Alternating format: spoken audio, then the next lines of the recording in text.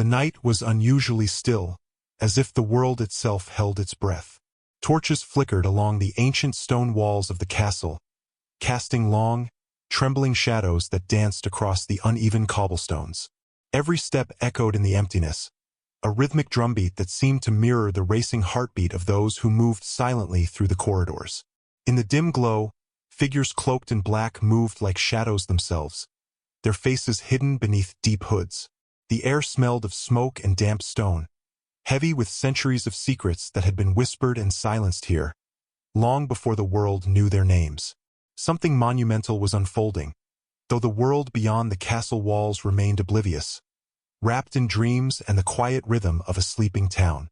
It had been years since the last recorded disturbance in these halls, decades since the last knight had marched through the great arched doors, armor clinking softly in the corridors. But tonight, the past did not rest quietly. Tonight, the past seemed alive, shifting and whispering through the stones, calling out to those who dared to listen. There were rumors, always rumors, of families who held power not in titles or armies but in knowledge. Knowledge passed down silently, from father to son, from mother to daughter, encoded in gestures, in cryptic writings, in relics hidden where only the initiated could find them. These families, rarely seen, were more formidable than kings or popes, more enduring than empires. They moved in silence, guiding events and shaping history without leaving a trace. And tonight, one of those secrets was about to stir once more. The corridor stretched endlessly, the flicker of torches revealing the edges of tapestries that depicted battles and ceremonies long forgotten. Each thread told a story, each figure in those woven halls a ghost, silently witnessing the unfolding of yet another layer in a story that the world had never been allowed to read. A single candle sputtered and died, leaving a shadowy corner in almost complete darkness. Yet somehow, in that blackness, shapes seemed to move. Was it the imagination, or the very walls themselves remembering the footsteps of those who had come here in secrecy centuries before?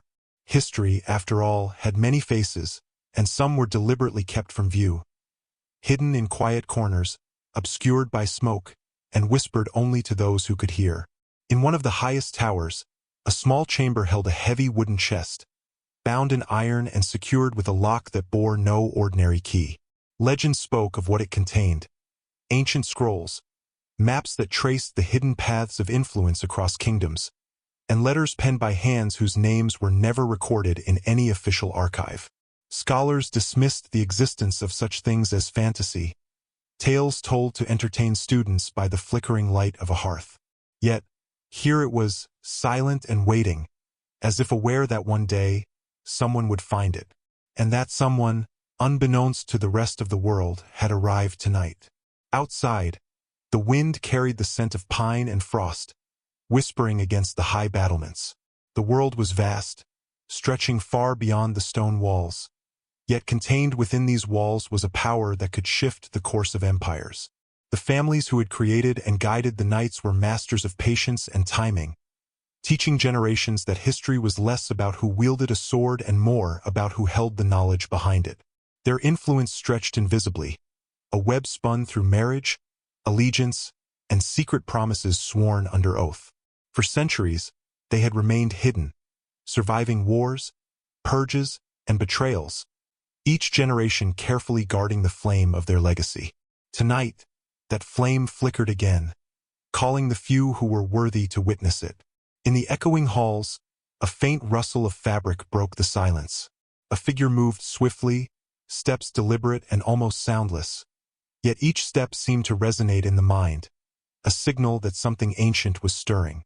The figure paused at a carved doorway, hands brushing over intricate designs that had been worn smooth by centuries of touch. The carvings told no story for the uninitiated. Yet for those who had been trained to read them, every line, every curve, every hidden notch was a message, a warning, a key. This was not merely architecture. It was communication, a language of the secret families, encoded into stone to survive even when memory failed. A sudden chill ran through the chamber as the door opened, revealing an inner sanctum dimly lit by a single torch. Shadows clung to the corners, shifting as if they had a life of their own. On a pedestal at the center, a manuscript rested, bound in leather darkened with age, its edges frayed and cracked. The air was thick with the scent of parchment, dust, and something else. Something metallic, almost imperceptible, like the memory of blood long since dried. The figure reached out cautiously, trembling slightly, aware that touching this manuscript was like touching history itself, but also knowing that secrets were dangerous, that knowledge often came at a price. For centuries, the world had been told that the knights were the story. Glorious, noble warriors sworn to God, defenders of the faith, a shining light in the dark. Yet this was only part of the truth, a carefully curated illusion. Behind the armor, behind the oaths and ceremonies, there were families whose influence was subtle, almost invisible, yet undeniable. They dictated the movements of armies, the rise and fall of kings, the fates of empires. They moved silently, always present but never seen, like ghosts in the machinery of history. And now, their secrets were on the verge of being revealed to a world unprepared to understand them. The figure opened the manuscript, fingers tracing the inked lines that had survived centuries. Maps sprawled across pages, detailing territories that did not appear on any known chart. Names were written in scripts unfamiliar, blending languages and symbols into something almost otherworldly. Each page whispered a story, fragments of strategies, alliances, and forbidden knowledge. For a moment, the figure hesitated, overwhelmed by the realization that everything learned in history books could be only half the truth. And as the torch flickered, casting shadows that seemed to reach across time itself, the question hung heavy in the air. What secret was so dangerous, so potent, that it had been erased from memory, hidden in darkness, and preserved only for the few who could read its silent warning? Outside, the wind rose again, rattling the windows and sending shivers through the ancient stones. The night was alive with whispers, voices from the past and present, all converging in this single moment. Every family, every night, every secret kept for centuries had led to this instant, a convergence of knowledge, courage, and curiosity. The figure closed the manuscript gently, knowing that what had been seen could never be unseen, and that the journey had only just begun. History, after all, was not merely what had been written. It was also what had been hidden, and the hidden tonight was beginning to speak. As the figure disappeared back into the corridors, the castle returned to silence. Torches flickered, shadows stretched, and the stones seemed to breathe again, settling into their ancient memory. Outside, the world remained oblivious, untouched by the secrets that had just stirred. Yet, within these walls, a story had awakened, a story that promised to change everything, if only one dared to follow it to its conclusion. And in that darkness, a quiet promise lingered. The past was never gone. It had only waited patiently for those willing to listen. The concept of hidden lineages was never mere legend. It was whispered across centuries in hushed tones, in the quiet corners of monasteries, in the flickering lamplight of scholars' studies, and in the cautious confessions of those who had glimpsed too much. These were families whose names were absent from public records, whose wealth and influence seemed to appear from nowhere, yet whose mark on history was undeniable. Some said their origins stretched back to the earliest days of knighthood, older even than the first order sworn to protect pilgrims in foreign lands. Others claimed their roots were entwined with royalty, entwined in marriages arranged not for love, but for bloodlines, influence, and secrecy. To the world, they were invisible. To those in the know, they were omnipresent, shaping events, guiding decisions, and protecting knowledge that could have altered kingdoms if revealed too soon. These families were careful architects of history, teaching generations that patience was as powerful as a sword. While knights charged into battle and kings proclaimed victories, these bloodlines worked in silence, using influence, marriage, and careful manipulation to preserve their legacy. They were often seen at a distance, attending ceremonies with dignified smiles and quiet manners. Yet behind those faces lay a network of intelligence, loyalty, and an unwavering commitment to the preservation of secrets. Their greatest weapon was knowledge itself, a treasure far more dangerous than gold or armies, for it could sway loyalty, spark wars, or erase reputations with the simple turn of a phrase, a revealed letter, or a carefully placed alliance. It was said that the first generation of these families had emerged during the early Crusades, when knights traveled to distant lands to fight for faith, honor, and salvation. While banners were raised in the open fields, these families maneuvered in the shadows, financing armies, securing routes, and collecting intelligence. Some historians dismiss such claims as fanciful, arguing that only wealth and military might shape history. Yet, scattered accounts and obscure letters hint at something more deliberate, more hidden. That certain families, unseen and unheard of in the annals of fame, directed battles, influenced treaties, and quietly erased enemies from maps and memory. Their hands were always unseen, but their fingerprints were on every major event, faintly etched into the margins of history. Legends spoke of codes and rituals that preserved the knowledge of these lineages. Some families were said to maintain intricate genealogies, recording not only births and deaths but alliances, debts, and even obscure promises made under oath. Others preserved books of counsel, texts written in cipher, detailing strategies and laws, moral codes, and philosophical reflections. Many of these documents were destroyed, hidden, or lost to time, but the fragments that survived painted a picture of a society deeply committed to secrecy, hierarchy, and the continuity of influence. A single misstep could bring ruin, not just to a family but to the legacy they had carefully nurtured over generations. In quiet towns and remote estates, hidden chambers were said to hold manuscripts of impossible antiquity. Scrolls describing the origins of certain knights, their allegiances, and even their private correspondences were meticulously preserved.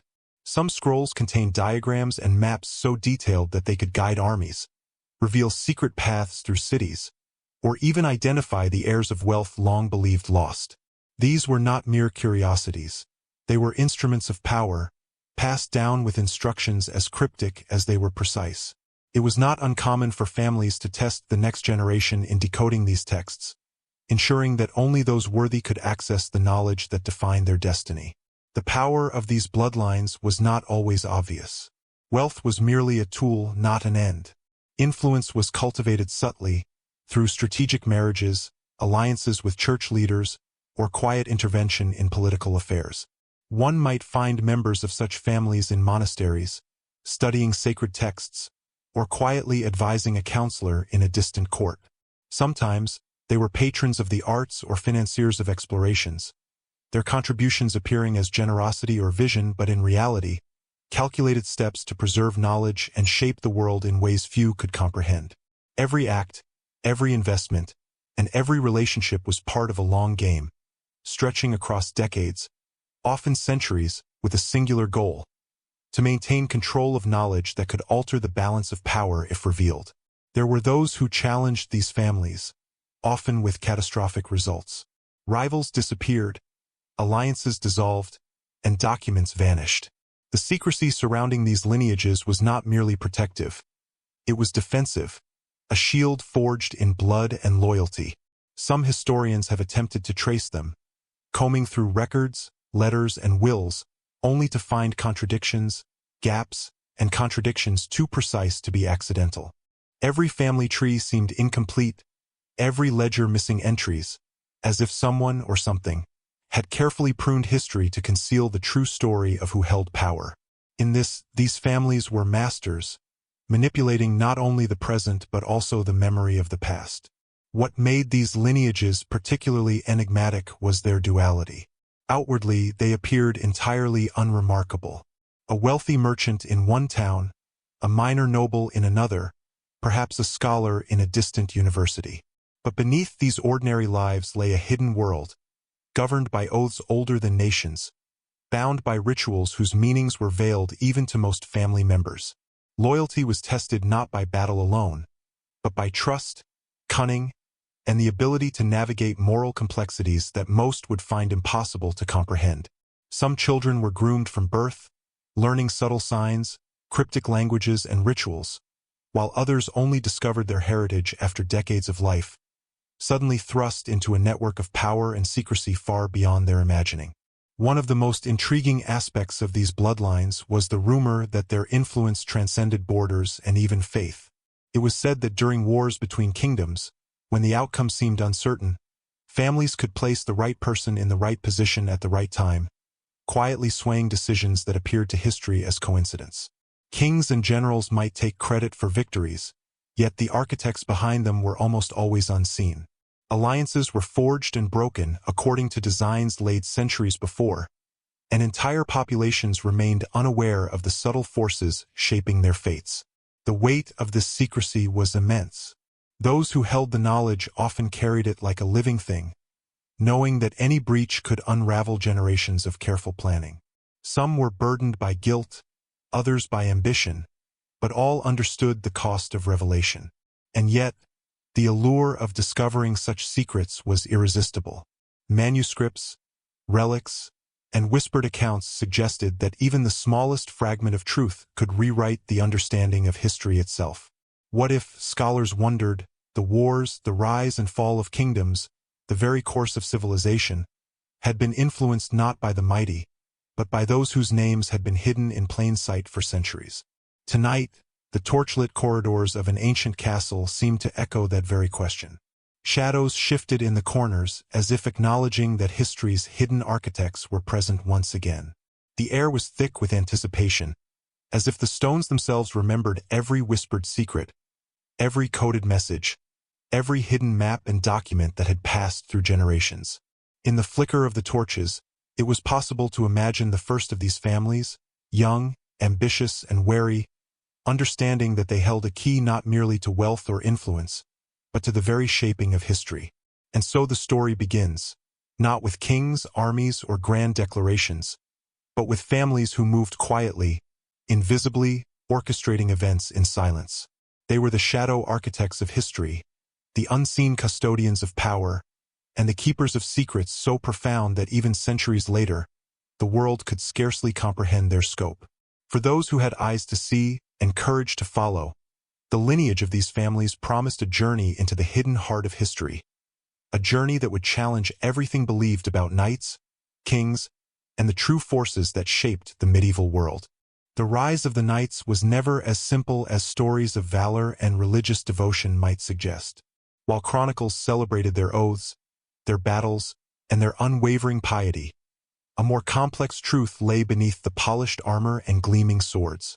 The knights were not born from a single moment of divine inspiration or a mere need to protect pilgrims in foreign lands.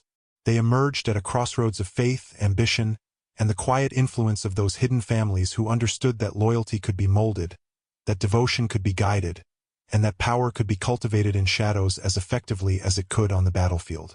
From the very beginning, the knights carried a dual identity. Outwardly devout and noble, inwardly instruments of secrecy, their movements often guided by hands invisible to the public eye. In the earliest days, when the Crusades first drew European knights to the Holy Land, the orders were small, disciplined, and deeply religious. They swore vows to defend Christianity, protect pilgrims, and uphold a moral code that would set them apart from the chaos of the world. Yet even then, the story of their creation is entwined with whispers of hidden patrons. Wealthy and influential families, often overlooked in official histories, provided the resources needed to sustain these warriors far from home. They supplied arms, horses, and food, ensured safe passage through treacherous lands, and offered advice on strategy that extended beyond the battlefield. To the untrained eye, it appeared as charity or piety, but the truth was far more deliberate. These families were shaping an army capable of executing not only religious aims but their own carefully constructed agendas. As the knights grew in number and reputation, their presence began to reach far beyond the holy sites they were sworn to protect. Their influence seeped into politics, commerce, and law. Kings and nobles sought their favor, not simply because of their military prowess, but because their allegiance carried the weight of unseen networks and knowledge. The knights were, in effect, conduits between the surface world of thrones and the hidden world of bloodlines. Every order, every chapter house, every new recruit was a piece of a greater puzzle that few outside their circles could even perceive. And the families who orchestrated these arrangements did so with patience spanning generations, understanding that the construction of power was a slow, deliberate process, not a matter of immediate victory or conquest. Yet power often comes with compromise. The knights' path was fraught with contradictions. They took vows of chastity, obedience, and poverty, yet some amassed vast wealth, owning estates and treasures beyond what most monarchs controlled.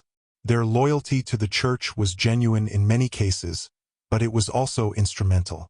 A knight's devotion could be harnessed, guided, and occasionally subverted to serve purposes that extended far beyond spiritual duty.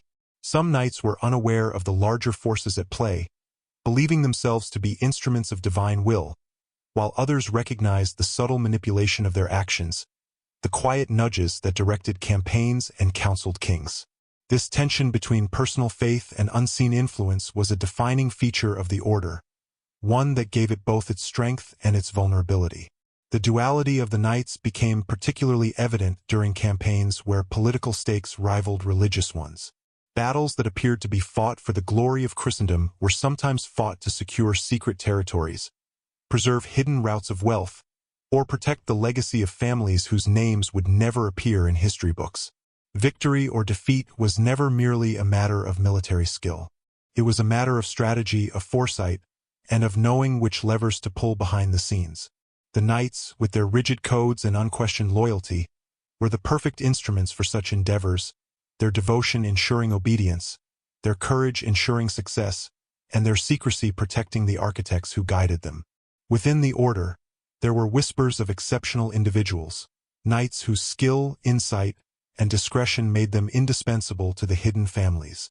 These were men who could read the tides of politics as easily as they could read a battlefield, who understood the significance of a word spoken in council or a gesture observed in court.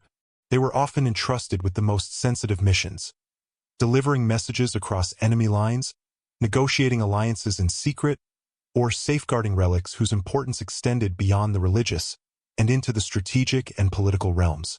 Their lives were dangerous, not just because of combat, but because knowledge carried a weight far heavier than any sword. To fail in secrecy could mean death, exile, or the destruction of everything the families had worked to preserve. Yet even with their growing influence, the knights were not immune to internal conflict. Rivalries within the order, disputes over leadership, and disagreements about strategy threatened to fracture them from within. Here, too, the hidden families intervened, subtly mediating, guiding, and in some cases eliminating obstacles. The process was delicate. Direct interference risked exposure, but silence could allow chaos to unravel centuries of careful planning. Decisions that seemed to arise naturally from merit or circumstance often bore the fingerprints of unseen hands, ensuring continuity of purpose and cohesion within the ranks. This delicate balance between autonomy and guidance defined the order for generations, making them both formidable and mysterious to outsiders. The knights' reputation for unwavering moral integrity often masked the complexity of their actions. They were warriors, yes, but they were also diplomats, spies, and administrators. Their training emphasized not only swordsmanship and strategy but also literacy, law, and the nuances of diplomacy. They could negotiate a truce with a warring lord in the morning and lead a charge against an enemy fortress in the afternoon, always maintaining the image of divinely sanctioned righteousness. To the casual observer, this dual role was seamless, yet behind the scenes, it was orchestrated with careful attention by those who understood that the power of perception could be as influential as the power of the sword. Some of the most enduring legends about the knights involve their mysterious disappearances or sudden acts of bravery that changed the course of campaigns. While chroniclers attributed these to divine inspiration, the hidden families often had a hand in the outcome. Knights were sometimes directed to intervene in ways that history would later deem miraculous, to safeguard treasures, secure alliances, or protect lines of inheritance. The precise timing of these interventions was no accident. It was the result of observation, calculation, and the silent communication between those in power behind the scenes and those sworn to execute the plan. What appeared as heroism on the surface often concealed a deeper strategy known only to a select few. Even within the holy walls of the order, secrets were maintained with ritual precision. Initiates were taught to observe, to interpret symbols, and to recognize the subtle language of authority. Every ceremony, Every oath, every architectural detail carried meaning. The grandeur of the cathedrals, the symmetry of the cloisters, and the carvings that adorned chapter houses were more than decoration. They were reminders of the dual purpose of the knights: to serve God and to preserve knowledge, loyalty, and influence in service of something far greater than any single individual. By the time the knights had risen to their peak, they were no longer merely an army or a religious order. They had become an instrument of hidden power, a living testament to the influence of the families who guided them. Their victories, their codes, and their rituals all served a dual function: to protect the visible world and to safeguard the invisible. And yet, despite their strength and discipline, they remained vulnerable to betrayal, both within and without.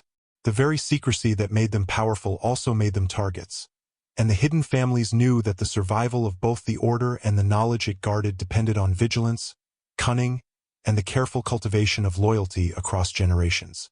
The story of the knights is, in many ways, a story of contradictions: devotion and manipulation, bravery and obedience, visibility and invisibility. To understand them fully is to recognize that history is rarely as simple as it appears. The gleaming armor, the holy vows, the tales of honor, all were part of a larger narrative shaped by forces that remained largely invisible.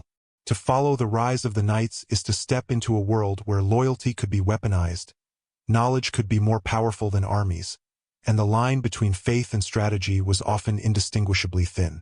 In their rise, one sees the subtle power of hidden hands, guiding, shaping, and preserving secrets that would resonate for centuries, influencing not just the medieval world, but the very understanding of history itself.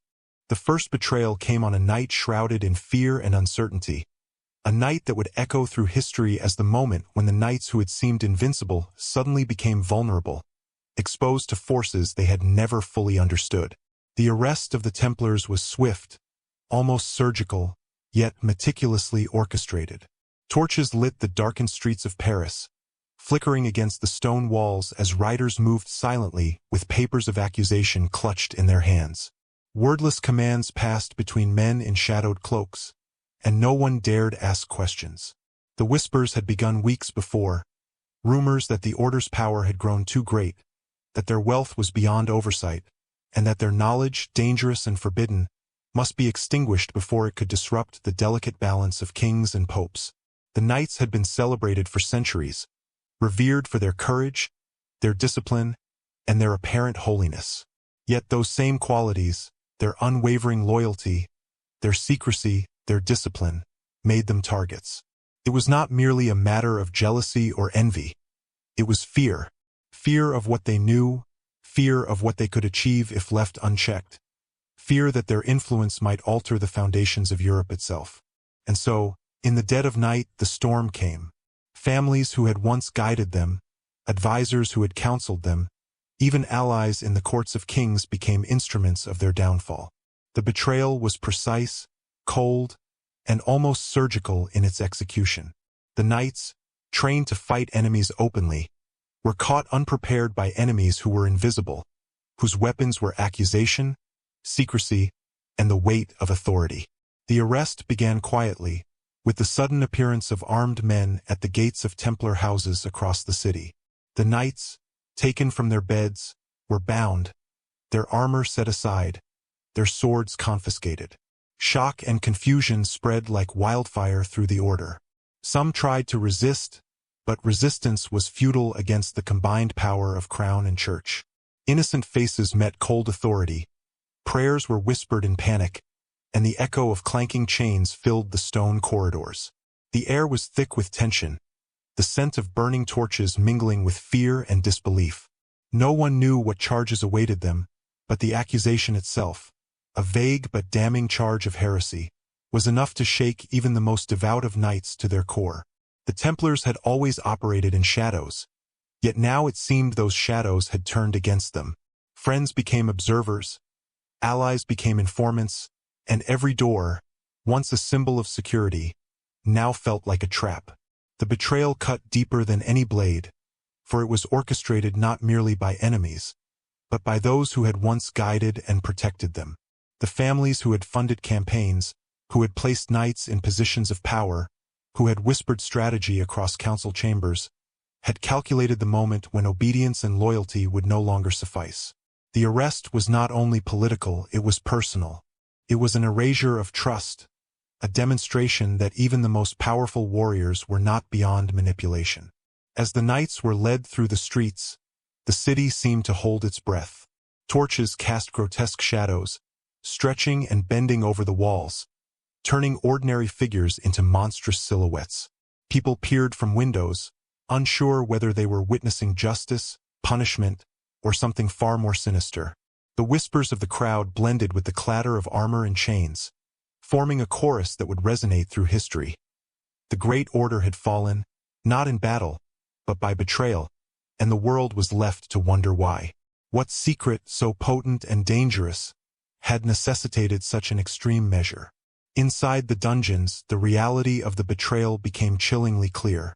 Knights who had been heroes, warriors celebrated for their valor and piety, were confined in cold stone cells, stripped of rank, stripped of purpose. Questions were shouted and echoes mocked them. Torture became a tool, not merely to punish, but to extract names, secrets, and the knowledge the knights had taken for granted as safe. Every whispered confession, every inked signature on false confessions, was a step toward erasing a legacy. Yet even in these dire circumstances, whispers persisted among the imprisoned. That families behind the order had orchestrated events in ways that no chronicler would record, that forces unseen had guided the downfall as much as human hands. Some knights accepted their fate with stoic silence, holding on to oaths that even chains could not break. Others, consumed by fear or desperation, spoke words they later regretted, naming names, revealing alliances, or attempting to bargain with authorities whose allegiance had never been trustworthy. The prison walls themselves seemed to absorb every story, every secret, every flicker of doubt or hope. There was no heroism here in the traditional sense, only survival and the haunting realization that history, as it had been written, was only part of the truth.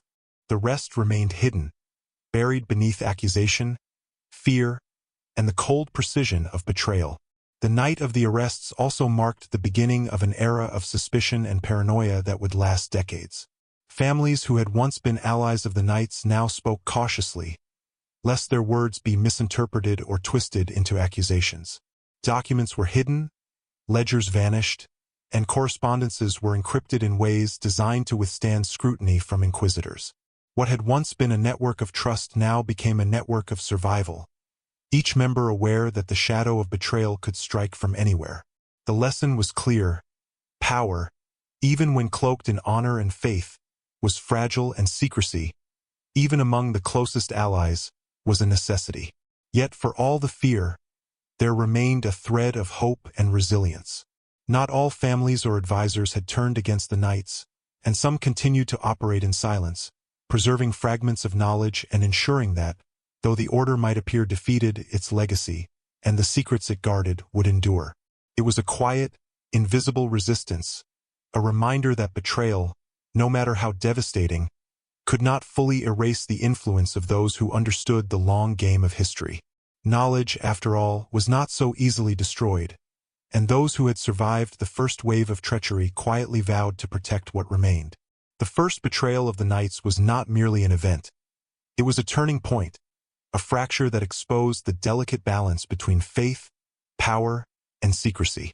It revealed that the greatest threats were not always visible, that danger could come not only from enemies on distant battlefields but from those who were supposed to guide, protect, and advise.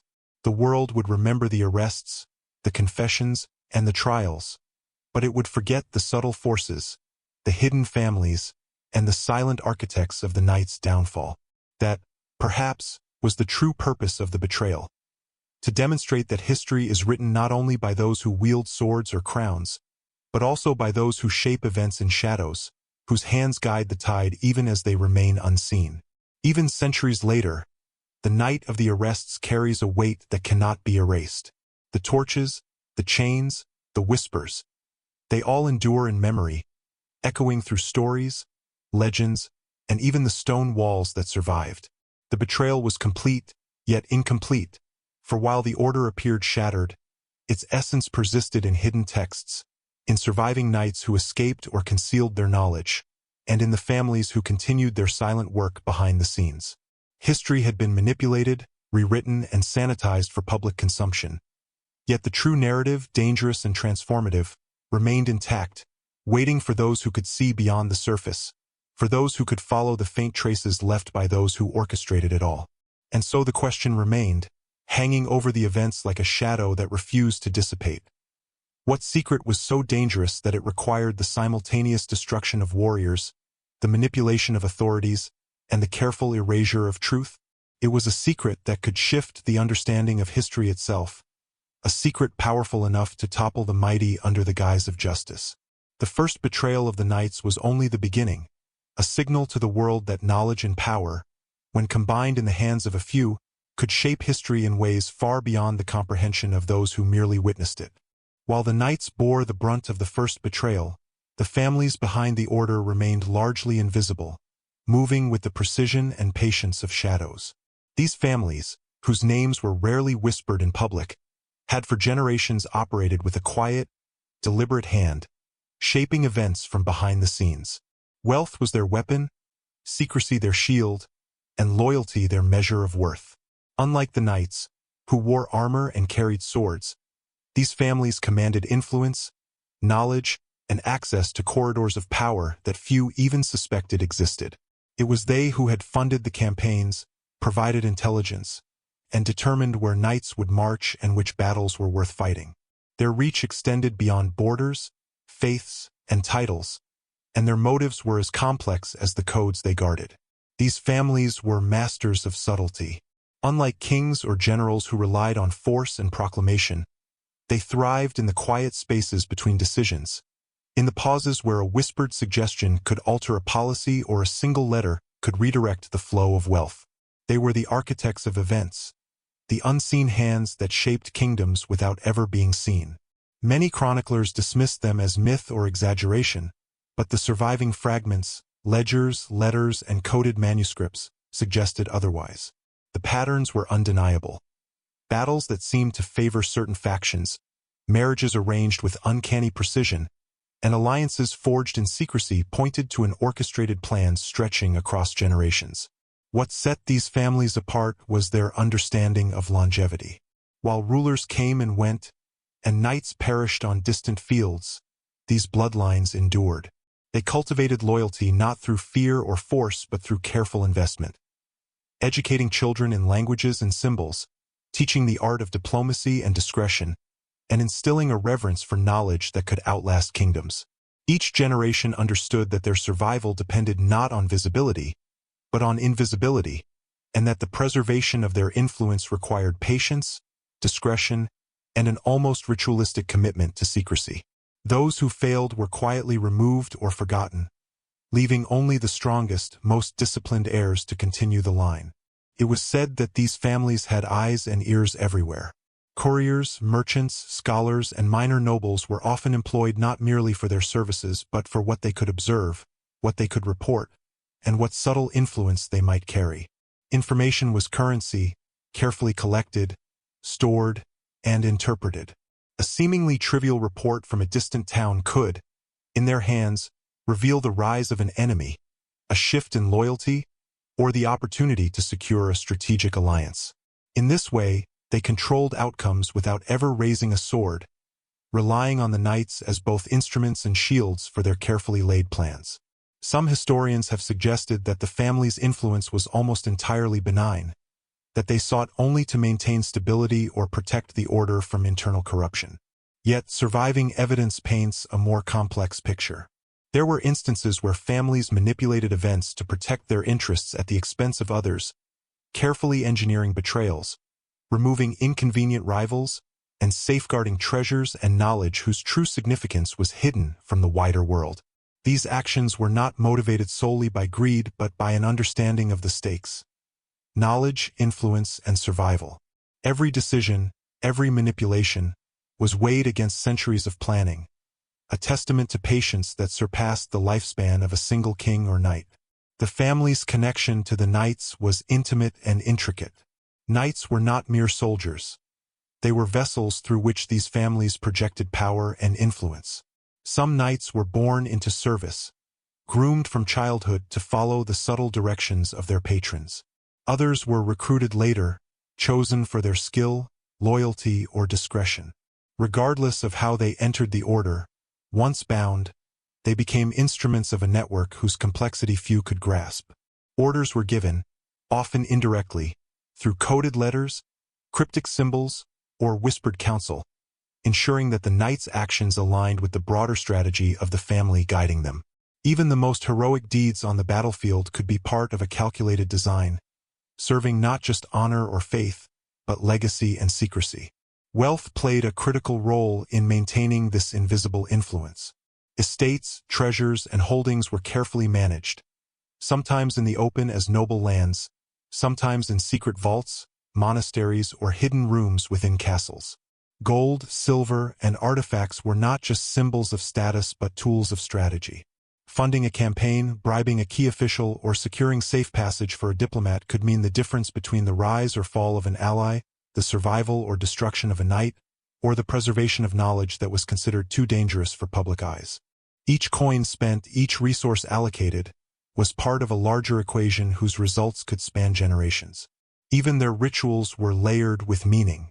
Publicly, families might attend mass, host gatherings, or act as benefactors to religious institutions.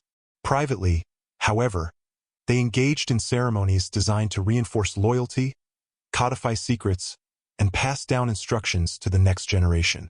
Some of these ceremonies were known only to a handful of elders, hidden in cryptic texts or whispered in the chambers of private estates.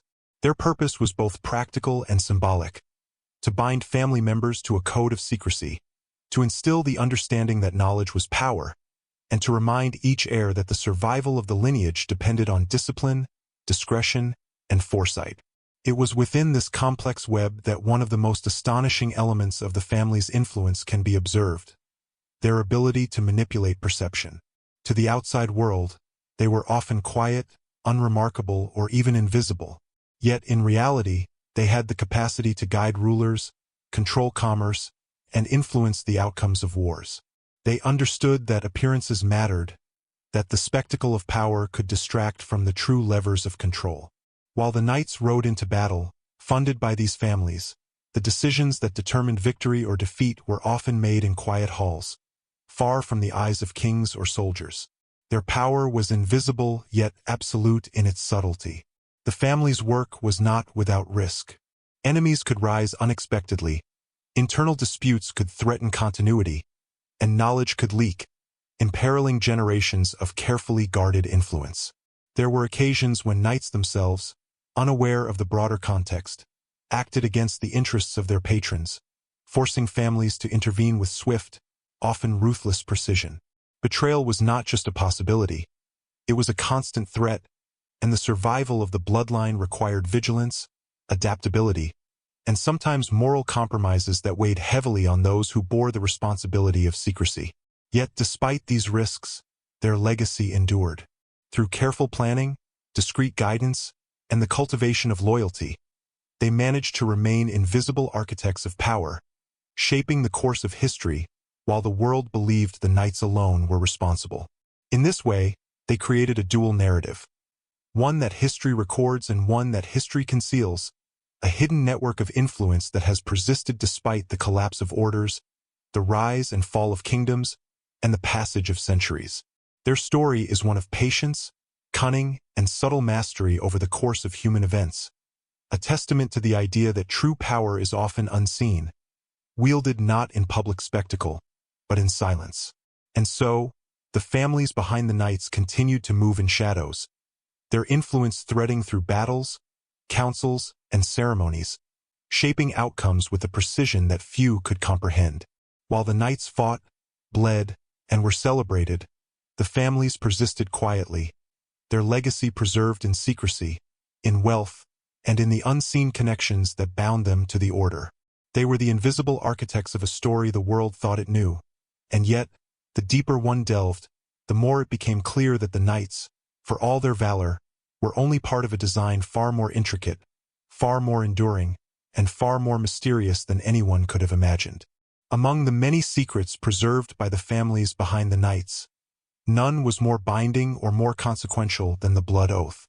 This oath, spoken in hushed tones and encoded in rituals as old as the order itself, was said to bind families and knights together across generations, linking loyalty not to a king, a pope, or even a nation, but to the enduring continuity of secrecy, knowledge, and influence. To the uninitiated, it was a whispered legend, an almost mythical promise repeated in shadowed chambers.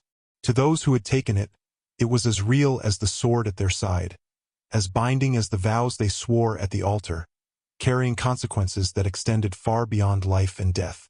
The origins of the blood oath were obscure, deliberately obscured to shield it from those who might misuse or misunderstand it. Some claimed it began during the earliest Crusades, when families and knights recognized that mere allegiance to the church or the crown could never guarantee the protection of knowledge or the preservation of power. Others whispered that it predated the knights altogether, tied to even older lineages who had guarded esoteric knowledge long before Europe's medieval kingdoms existed. Regardless of its true origin, the oath represented an unbroken chain, a thread connecting generations, compelling obedience, loyalty, and discretion. Breaking it was said to invite consequences so severe that even the bravest men trembled at the thought. The oath itself was rarely spoken aloud in full. Instead, its terms were embedded in ritual. The placement of a hand upon a sacred text, a gesture understood only by those who had been taught its significance, or a symbolic act that represented the surrender of personal ambition to the greater cause of the order. These rituals were performed privately, often in chambers hidden from prying eyes or beneath the vaulted ceilings of monasteries and castles. They were designed to impress upon the initiate that the bond was absolute, a connection to a purpose and a lineage far greater than themselves. Failure to honor the oath was not merely personal dishonor. It was believed to jeopardize the stability of entire families, orders, and the very networks that guided the knight's influence. Among the families, the oath was more than a formality. It was a tool of survival. It ensured that knowledge could be passed safely from one generation to the next, that alliances would endure even when rulers changed, and that the secrets of strategy, treasure, and influence would remain protected. Children born into these families were trained in the nuances of obedience and discretion from an early age. They learned to recognize subtle signs, to interpret gestures and symbols, and to understand the weight of silence. Those who were deemed ready might be initiated into the order, tasked with safeguarding information, delivering messages, or participating in covert operations that furthered the family's long-term objectives. In this way, the oath created a continuity of purpose that transcended individual lifespans, tying generations together in an invisible web of loyalty. The impact of the blood oath extended far beyond the families themselves. Knights who were bound by the oath often became extraordinary instruments of influence, their loyalty unwavering even in the face of hardship, danger, or moral conflict. They were trained to understand that their personal ambitions were secondary to the preservation of the secret network. They were taught that the most significant battles were not always fought with swords but with subtlety, timing, and strategic thinking. The oath instilled in them a discipline that went beyond martial skill. The ability to act decisively while concealing intent, to manipulate perception without revealing purpose, and to navigate a world where every word, every gesture, and every choice could alter the balance of power. The oath was also deeply psychological, creating a sense of belonging and purpose that few outside the network could comprehend.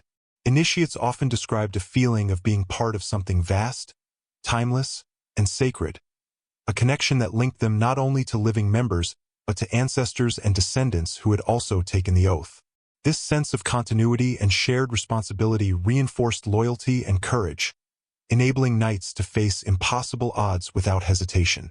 The weight of the oath was both a burden and a source of strength, reminding them that they were part of a design far larger than any individual life. Despite its sacred nature, the blood oath was not immune to challenges. Families and knights alike faced temptations, rivalries, and betrayals that tested their resolve. External pressures, political intrigue, and the natural human drive for ambition occasionally threatened to fracture the delicate web of loyalty. When a breach occurred, consequences were swift and precise. Some were stripped of status, wealth, or position. Others were removed entirely, vanishing from records and memory, leaving only whispers to hint at their existence. The oath demanded more than obedience. It demanded sacrifice, vigilance, and an unwavering commitment to the greater network of power and knowledge. One of the most striking aspects of the blood oath was its adaptability. While its core purpose remained constant, the form and expression of the oath evolved over time to meet the changing needs of the families and the order. In some cases, it was inscribed in secret manuscripts, with instructions that only the initiated could decode. In others, it was woven into architecture, symbols carved into stone or painted onto walls in patterns whose meaning was invisible to all but those trained to read them.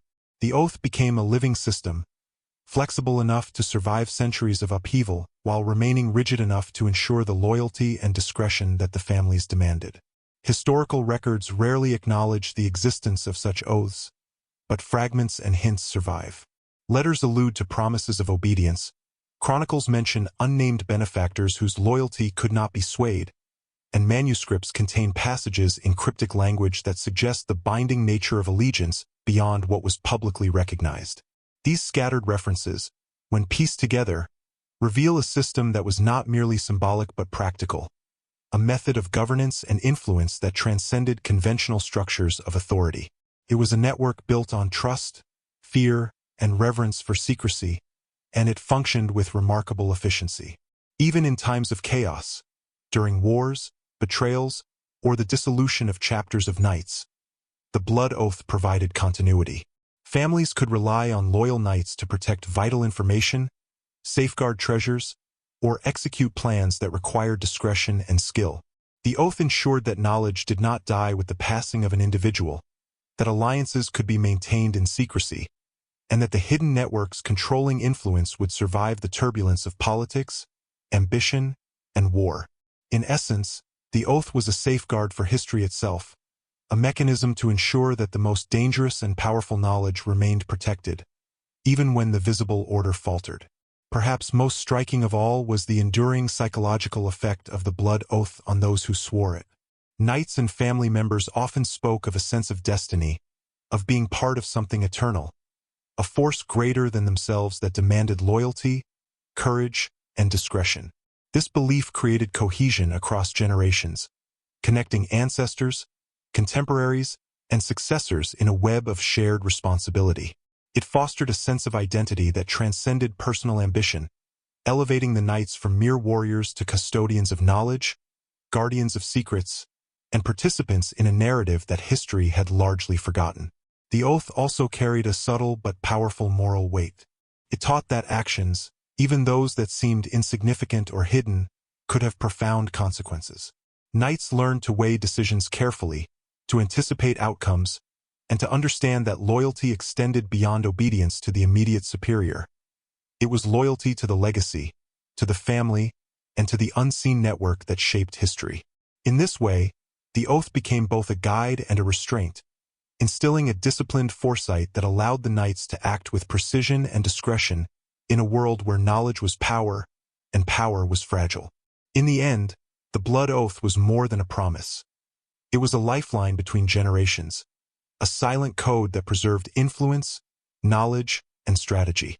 It was a binding thread connecting families and knights across centuries, ensuring that secrets remained secrets, that loyalty endured, and that the hidden architects of history could continue their work without exposure.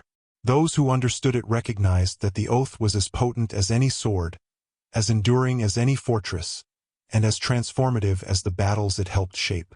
To break it was to risk not only personal ruin but the collapse of a legacy carefully nurtured over generations. And so, through whispered rituals, coded gestures, and secret ceremonies, the blood oath persisted, unbroken and enduring. It connected the knights to the families that guided them, linking present actions to centuries of planning, sacrifice, and foresight. It was a quiet but absolute form of power, shaping events, guiding decisions, and ensuring that even in the face of betrayal, chaos, and conflict, the hidden networks that had built and maintained the order would endure. In the silent chambers where the oath was sworn, history itself seemed to pause, acknowledging that the most potent forces are often invisible, and that loyalty, secrecy, and foresight can be more formidable than any army, sword, or crown. In the shadowed corners of history, maps were never just tools for navigation. They were instruments of power, coded records of influence, and repositories of secrets. The families behind the knights understood this better than anyone. While others used maps to plot battles or claim territories, these families used them to mark the invisible threads of control, the hidden estates, secret passages, and paths of influence that connected one powerful household to another across Europe. Each line, curve, and symbol could contain instructions, warnings, or clues meant only for those initiated into the network. To the untrained eye, a map might appear ordinary, a depiction of hills, rivers, and castles. To those who knew its language, it was a living document, a key to understanding centuries of hidden maneuvering, alliances, and unspoken power. Some of the oldest surviving maps hint at a level of detail that seems impossible even by today's standards. They show not only topography but also the locations of safe houses, secret routes through forests, and the hidden vaults of wealth and knowledge. Occasionally, cryptic markings appear in margins or along rivers, symbols whose meanings are lost to time but which were clearly understood by those who created them. Scholars have long puzzled over these markings, labeling them decorative flourishes or artists' embellishments. Yet it is increasingly evident that they were deliberate, carefully encoded, and designed to convey information while keeping it hidden from casual observers. In essence, the maps themselves were a form of communication, an intricate network of knowledge passed quietly from one generation to the next. These maps also reveal the foresight and meticulous planning of the families who commissioned them. They were aware that wars, purges, and betrayals would inevitably scatter their people, destroy fortresses, and alter political boundaries. The maps served as a form of insurance, a visual record that could guide surviving allies, secure hidden assets, or identify the next move in a centuries-long game of strategy. Each generation was taught to read them, to recognize the subtle markers that pointed to hidden wealth, secret corridors, and protected estates. Some families went so far as to create multiple versions of a single map, each slightly altered, ensuring that only those with the correct knowledge could decode the true meaning. Misinterpretation could be disastrous, a mistake that might expose a safe house or reveal a family's most guarded secret. Beyond the physical and logistical information, the maps carried deeper symbolism. They recorded allegiances, rivalries, and spheres of influence in a language that could be read only by the initiated. The placement of a symbol could indicate trust, loyalty, or danger. A hidden line might reveal an unseen connection between estates or families. Knights, trained in the reading of these maps, could interpret the information as easily as one reads a letter. They understood that success in campaigns was often determined by preparation and knowledge rather than sheer force. And the families themselves, ever cautious, ensured that the maps were rarely stored in one location, divided across multiple sites to reduce the risk of total loss. The result was a network of information that was as resilient as it was invisible. The danger inherent in these maps cannot be overstated. They contained knowledge that, if discovered by enemies, could topple estates, ruin families, or shift the balance of power across entire regions. Rival families, kings, and even religious authorities could be destabilized if a single map fell into the wrong hands. For this reason, maps were often coded, written with symbols that disguised the true meaning from all but the most trained eye. Even within families, access to certain maps was restricted to those who had proven themselves trustworthy and capable of understanding the nuances embedded in the lines and symbols. A careless hand or a hasty glance could unravel centuries of careful planning. Yet, despite the risks, the maps were indispensable. They were used to plan military campaigns, secure trade routes, protect hidden treasures, and maintain alliances. Families often relied on knights to act as couriers and guardians of these maps, carrying them across borders and through dangerous territories. In some cases, the maps were smuggled under clothing, hidden inside manuscripts, or carved into wooden surfaces that appeared innocuous. These knights were not only warriors but custodians of knowledge, trained to read, interpret, and protect the maps at all costs. The survival of entire networks could depend on a single knight's ability to navigate unseen paths and recognize subtle cues encoded in ink and parchment. Interestingly, some of the most mysterious maps appear to be part of an intentional system of misdirection. Multiple maps might depict the same region differently, with some routes intentionally obscured or false markers inserted to mislead outsiders. This deliberate confusion ensured that only those who possessed the necessary contextual knowledge could extract the true meaning. It was a sophisticated method of protection, a recognition that even the most loyal knight or family member might make mistakes. By creating layers of truth and deception, the families ensured that their secrets could survive even the most catastrophic breaches. In addition to physical geography, these maps often included references to more abstract domains. Networks of influence, economic connections, and lines of inheritance that span generations. Estates were marked not merely as properties but as nodes of control, each connected to others in ways invisible to the casual observer. Trade routes, alliances, and marriages were all part of the mapped network, creating a visual representation of power that was both practical and symbolic. To interpret these maps was to understand the true reach of the family's influence, the way they had embedded themselves into the political, economic, and social fabric of Europe. Some maps even hint at the location of treasures and artifacts whose significance was both material and symbolic. Relics, manuscripts, and objects of extraordinary value were hidden in secret chambers, buried beneath monasteries, or concealed within castles. Knights entrusted with the maps could locate these items, ensuring that wealth, knowledge, and power remained in the hands of the loyal. The surviving fragments of these maps tantalize historians with hints of such treasures, though most have yet to be located. The challenge of interpreting these clues without the context of the family's knowledge has turned many searches into speculative adventures, blending history with legend and creating a sense of enduring mystery that continues to captivate scholars and enthusiasts alike. These maps were also an expression of trust and hierarchy. Not every knight or family member had access to every map. The ability to interpret certain lines or symbols often depended on one's rank, experience, and loyalty.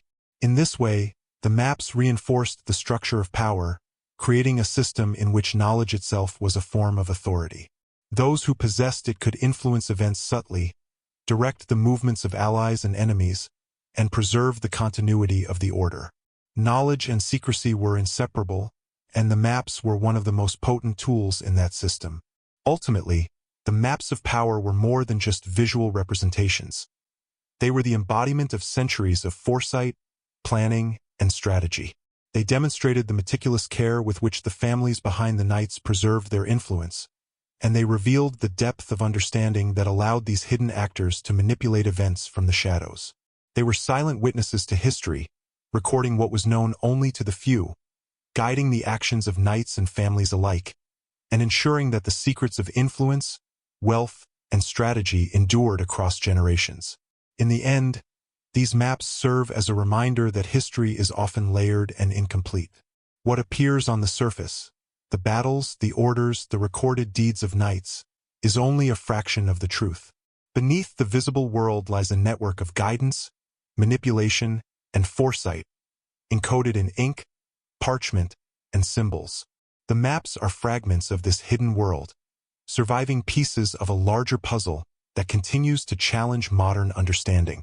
They beckon to those who seek to uncover the past, offering glimpses of a history shaped not only by valor and faith but by knowledge, secrecy, and the quiet power of those who moved in shadows.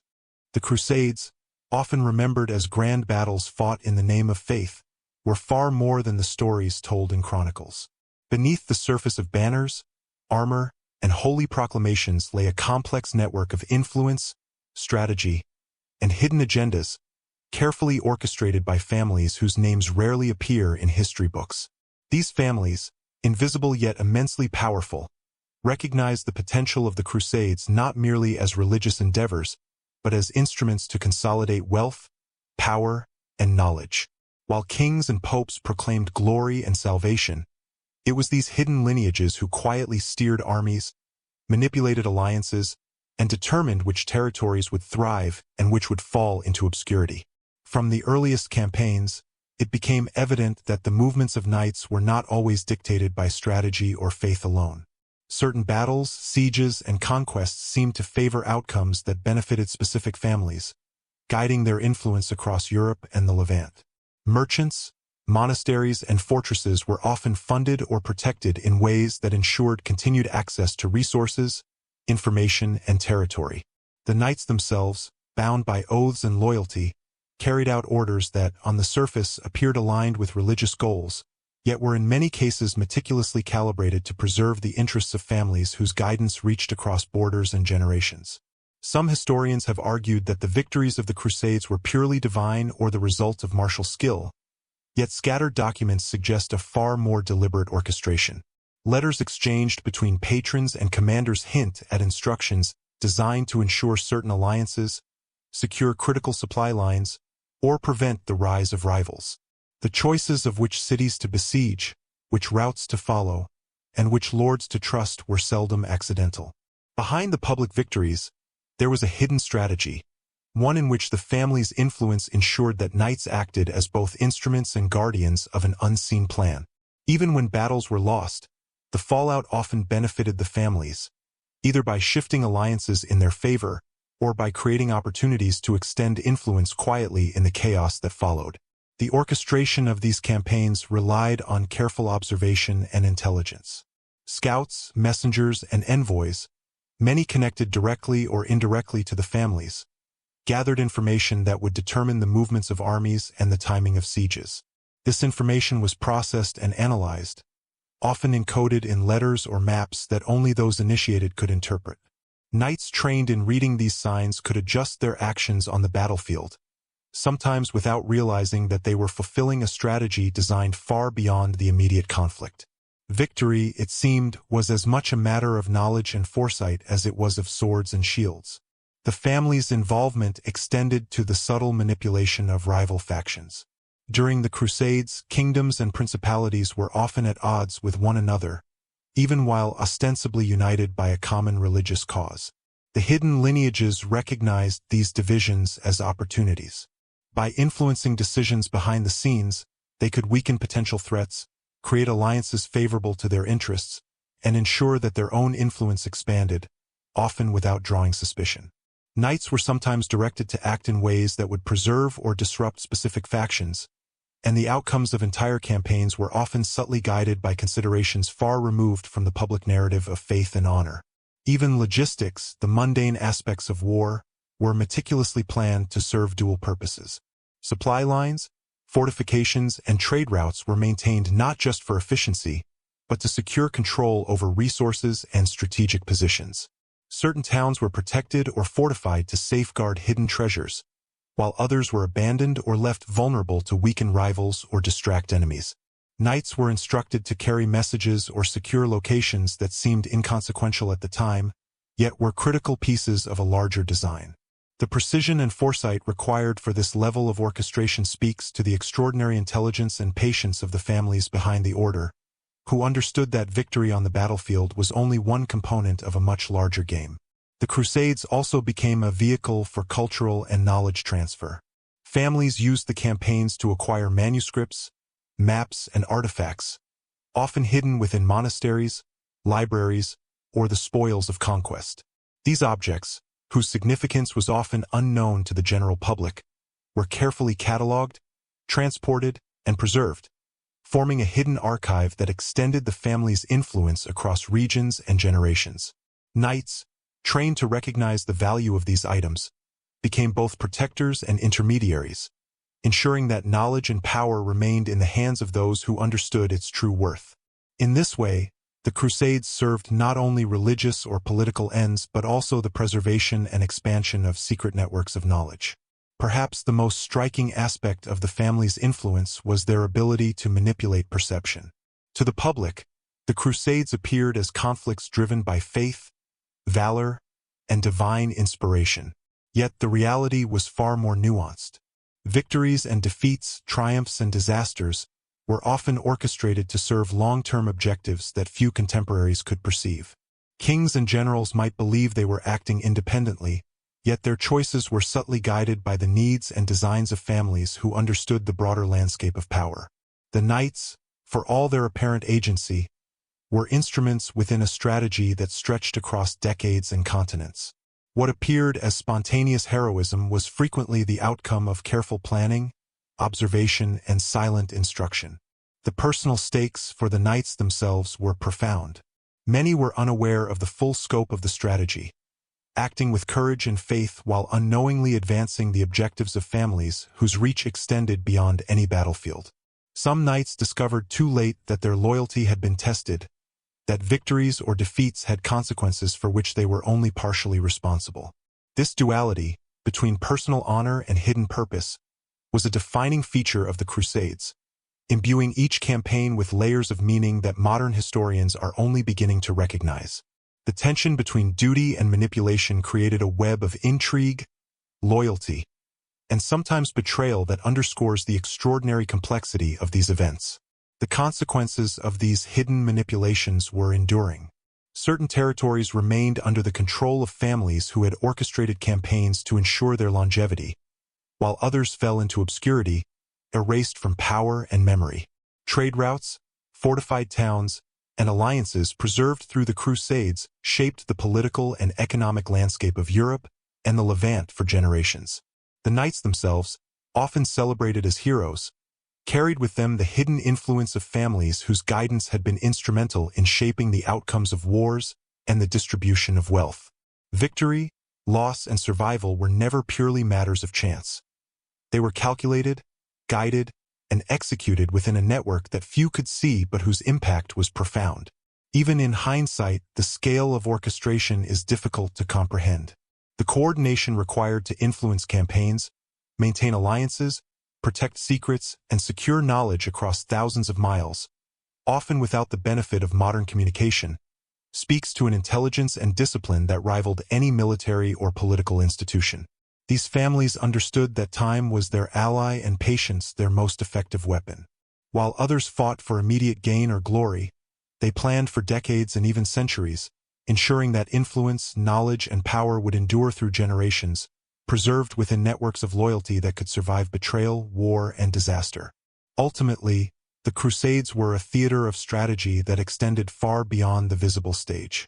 While the world remembers banners, knights, and religious fervor, a hidden narrative played out simultaneously, a narrative in which families orchestrated events, guided campaigns, and preserved knowledge that could alter the course of history. Knights were instruments of this design, executing tasks that appeared heroic but often served purposes hidden from sight. Maps, letters, alliances, and even battles themselves were carefully calibrated to maintain continuity of influence, to protect secrets, and to extend the reach of families whose names were largely erased from the historical record.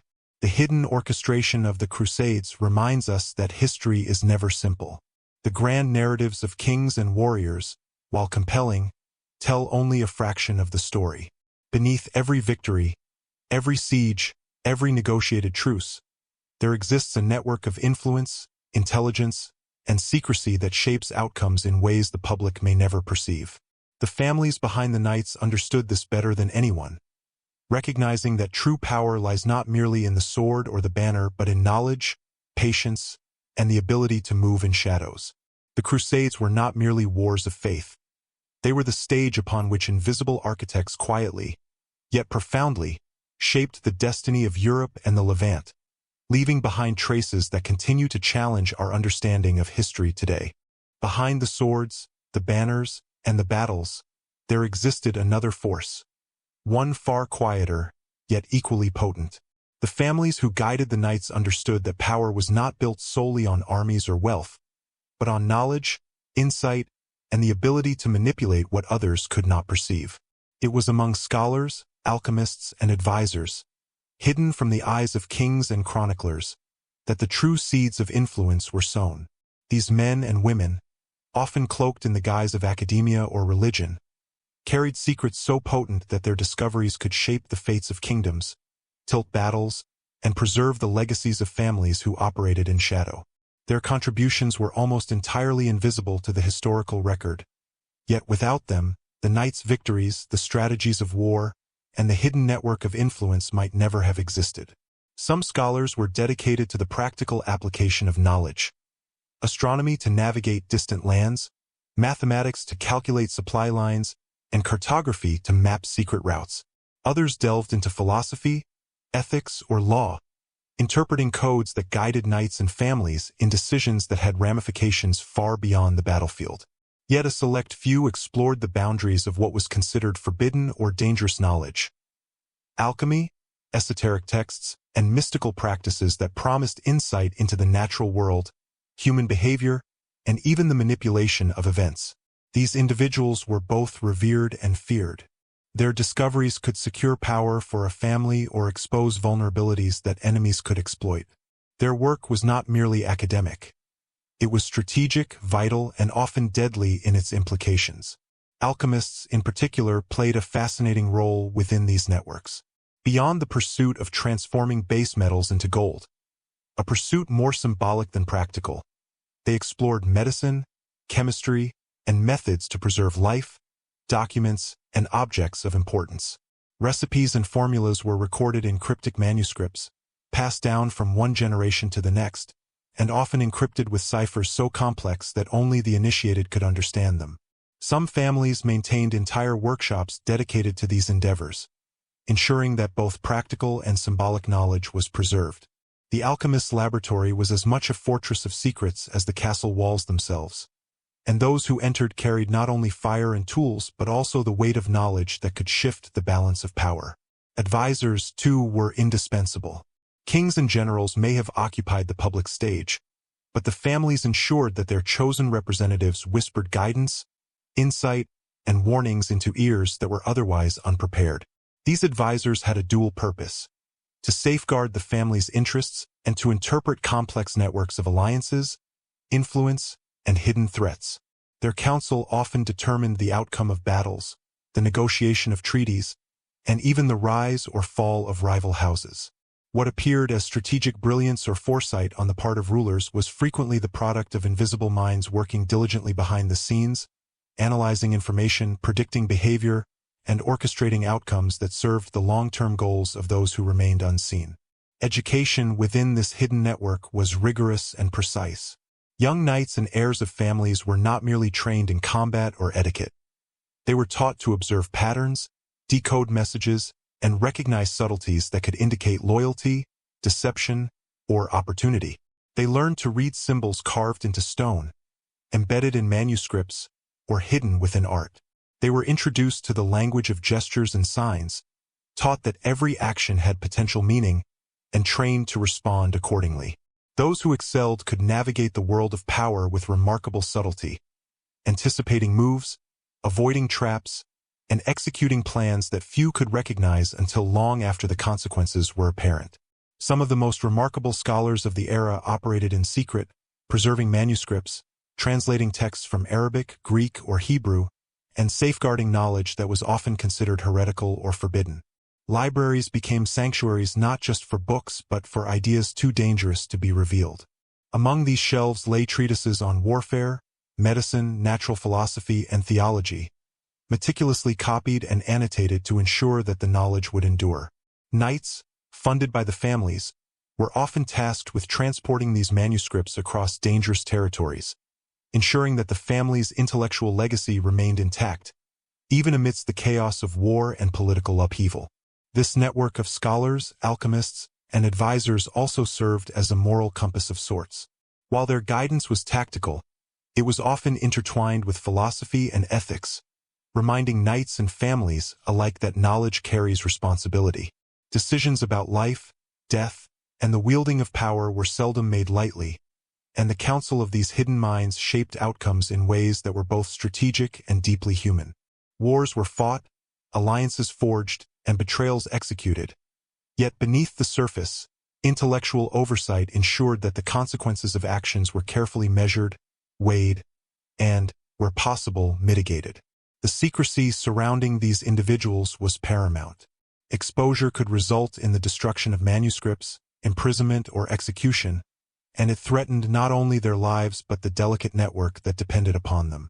Some scholars operated under assumed identities, while others disguised their work as religious devotion or academic pursuit. Their laboratories and libraries were hidden behind false walls, in monasteries, castles, or remote estates, often only accessible to those who had been initiated into the family's inner circles. This deliberate obscurity ensured that knowledge survived even when chaos, war, or betrayal threatened the visible order. It was not uncommon for these scholars to wield influence comparable to that of the families themselves. Their expertise in law, strategy, and secret knowledge allowed them to advise on matters of succession, inheritance, and diplomacy. They could anticipate the ambitions of rival families, the weaknesses of monarchs, and the potential outcomes of battles. The line between intellectual guidance and political power was often blurred, and those who mastered it became invaluable assets to the families, capable of directing events without ever being seen or acknowledged in history books. Their value lay not in public acclaim but in the results of their unseen hand, shaping decisions that would ripple across generations. In some cases, these scholars even acted as custodians of prophecy and esoteric understanding, interpreting visions, dreams, and signs that were believed to indicate future events. While modern historians might dismiss such practices as superstition, in the context of the family's strategy, these interpretations were integrated into planning, informing decisions about alliances, campaigns, and protection of knowledge. Their role was not merely mystical.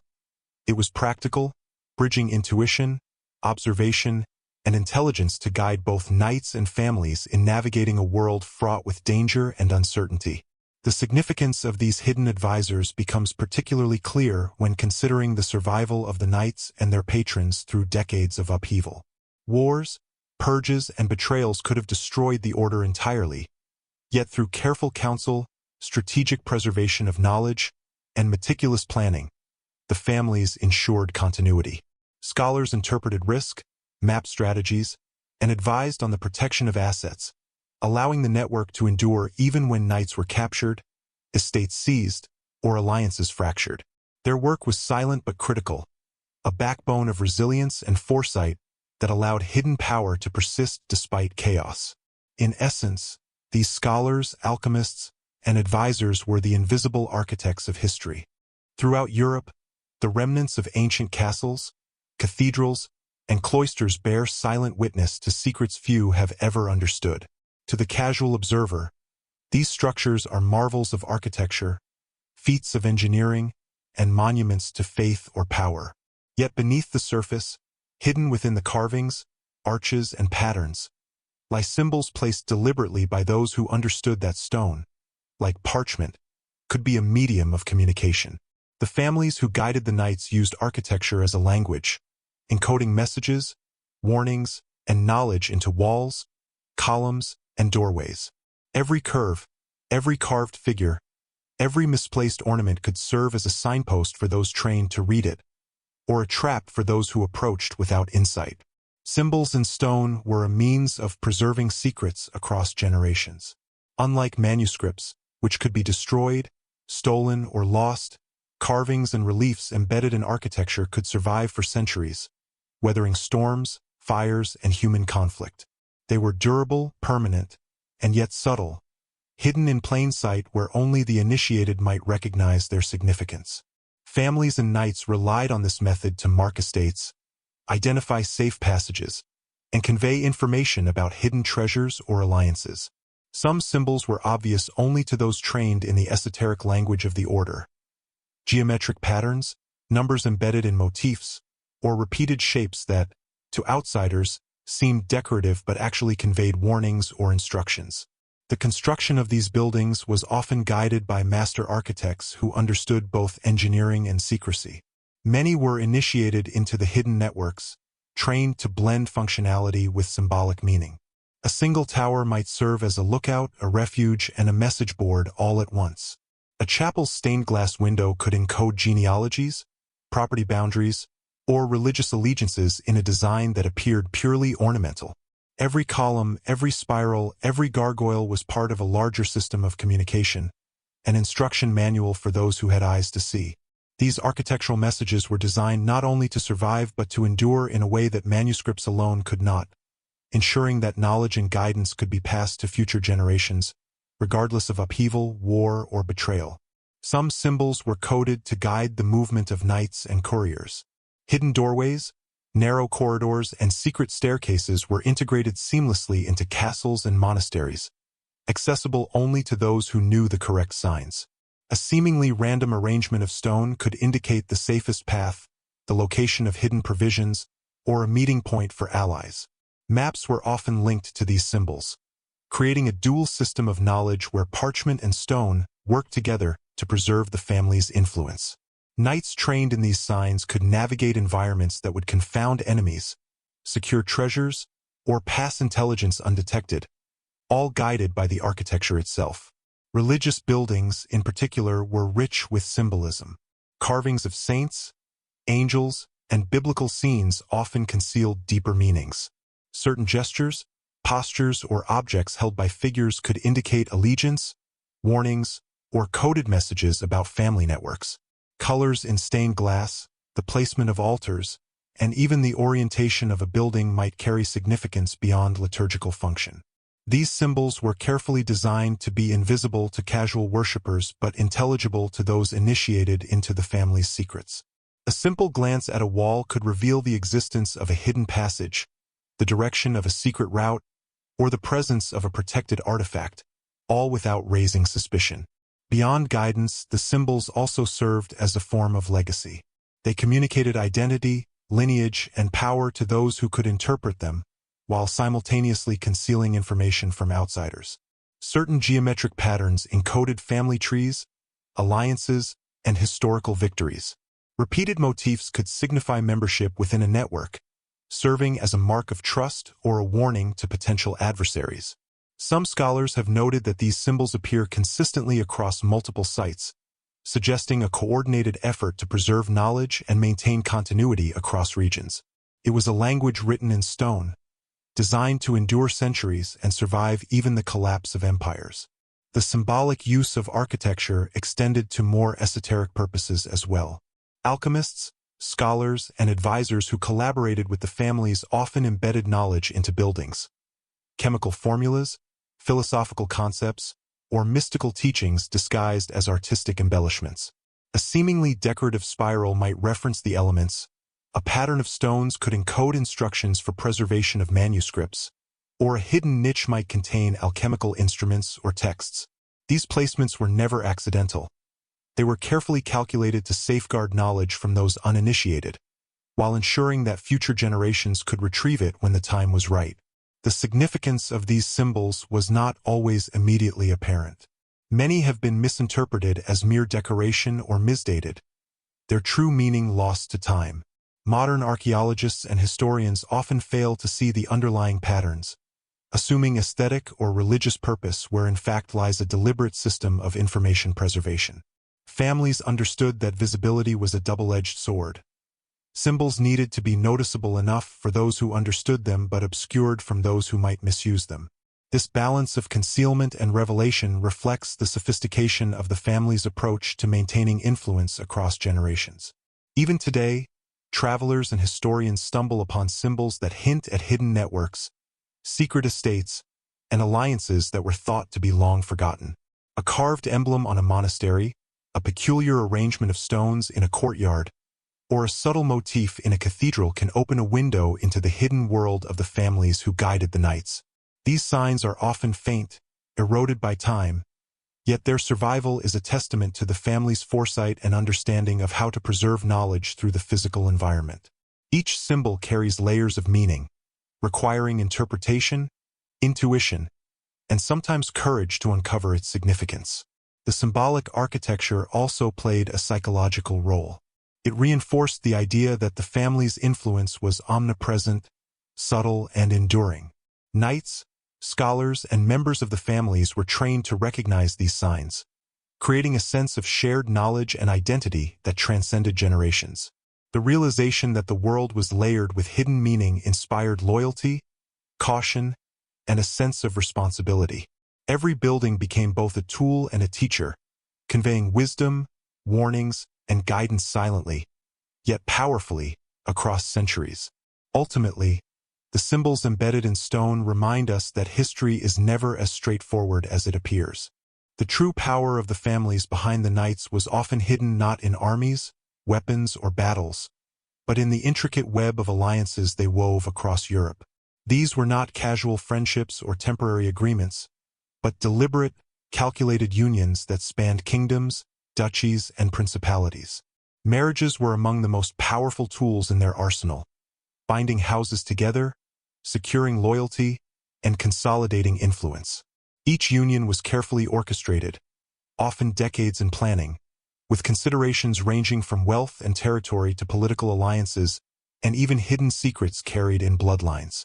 For the casual observer, a marriage might seem an arrangement of convenience or status. For those in the network, it was a move on a chessboard whose consequences might unfold centuries later. The alliances forged by these families were multifaceted. Some were political, ensuring that a ruler sympathetic to the family's interests would ascend to the throne or retain influence. Others were economic, connecting merchants, landowners, and financiers to secure resources necessary for the survival and expansion of the network. Yet others were protective, creating bonds of trust that could safeguard secrets, knowledge, and treasures from rival houses or opportunistic monarchs. Each alliance was a thread in a larger tapestry, connecting disparate families into a resilient, often invisible network of power. The placement of each thread required careful observation, intelligence, and foresight.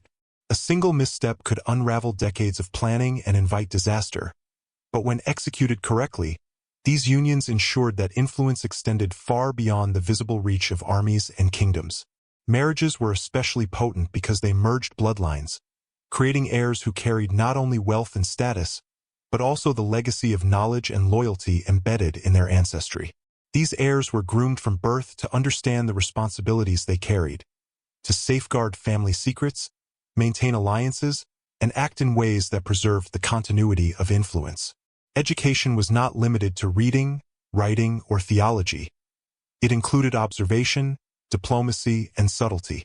Children learned to detect loyalty or deceit in a glance, to recognize symbols or gestures that conveyed hidden meaning, and to navigate a world in which power was rarely what it seemed. In some cases, heirs were also trained in combat and strategy, ensuring that the family's influence was protected both intellectually and physically. The strategic nature of these alliances is evident in historical events that often seem coincidental. Battles, treaties, and territorial disputes frequently favored families whose involvement is invisible to the records. Lords might claim victory through military prowess, kings might secure loyalty through proclamation, yet the guidance of these families ensured outcomes aligned with long-term objectives. Knights, advisors, and scholars all played roles in maintaining the web of influence, ensuring that alliances were honored, opportunities seized, and threats neutralized. Every marriage, every union, and every oath was a calculated move, designed not merely to survive the present but to secure dominance for generations to come. Some families wielded their influence subtly, guiding decisions without attracting attention.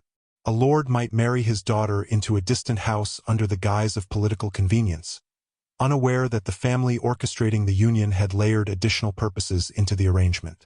Perhaps the marriage secured a future military alliance, guaranteed access to a treasure, or protected the secrecy of a hidden manuscript.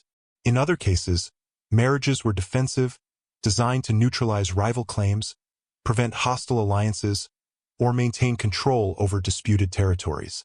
Each act of union carried layers of meaning, often imperceptible to those not trained to read the hidden language of influence.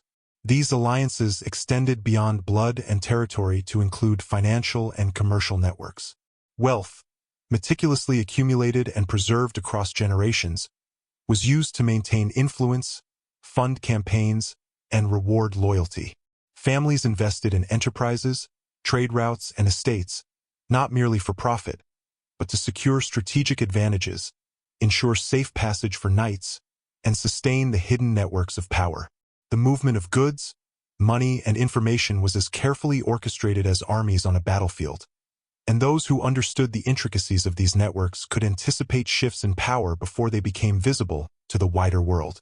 The web of alliances was also reinforced by ritual and ceremony. Oaths were sworn, contracts signed, and marriages celebrated with elaborate observances designed to impress upon participants the importance of loyalty and continuity. Yet even in public spectacle, hidden messages were conveyed. Certain gestures, words, or arrangements signaled recognition of allegiance, the transfer of responsibility, or the presence of knowledge reserved for the initiated. Architecture, art, and religious ceremonies were all integrated into this system, creating layers of meaning that could be read by those trained to see but were invisible to outsiders. In this way, the web of alliances was not just social or political. It was a living, multidimensional network of knowledge, loyalty, and influence. Conflict, of course, threatened to unravel even the most carefully constructed networks. Rival families, ambitious monarchs, and opportunistic allies constantly tested the resilience of these alliances. In response, the families developed contingency plans, alternative alliances, and secret channels of communication. Knights could be reassigned, marriages renegotiated, and estates exchanged in ways that preserved influence while concealing the family's involvement. Even betrayal could be managed, sometimes used as a tool to eliminate rivals, test loyalty, or strengthen the network by reinforcing bonds among those who remained faithful. The sophistication of these strategies demonstrates a level of foresight and calculation rarely acknowledged in conventional histories of the period. Beyond politics and wealth, the alliances were also about preserving knowledge and influence across generations. Hidden manuscripts, maps, and artifacts were often protected through marriages that positioned heirs in strategic locations. Families used these unions to ensure that knowledge remained in safe hands, that treasures were safeguarded, and that the secrets of power could survive even wars, purges, and upheaval. The alliances created a chain of custody that was as critical to the survival of the network as any army or fortress.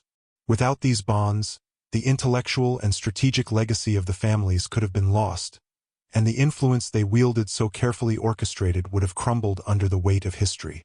Even centuries later, the echoes of these alliances can be traced in the interconnections of European nobility, the subtle alignments of estates, and the distribution of wealth and influence that often defies explanation. Among the many tools the hidden families used to safeguard their influence and preserve their secrets, none was more enigmatic or coveted than the legendary ledger. It was said to contain the names of those who held power, debts owed and repaid across generations, and the intricate network of alliances and rivalries that underpinned the Knights' orders. To outsiders, it was dismissed as myth, a tale whispered in shadowed chambers and referenced only in cryptic letters.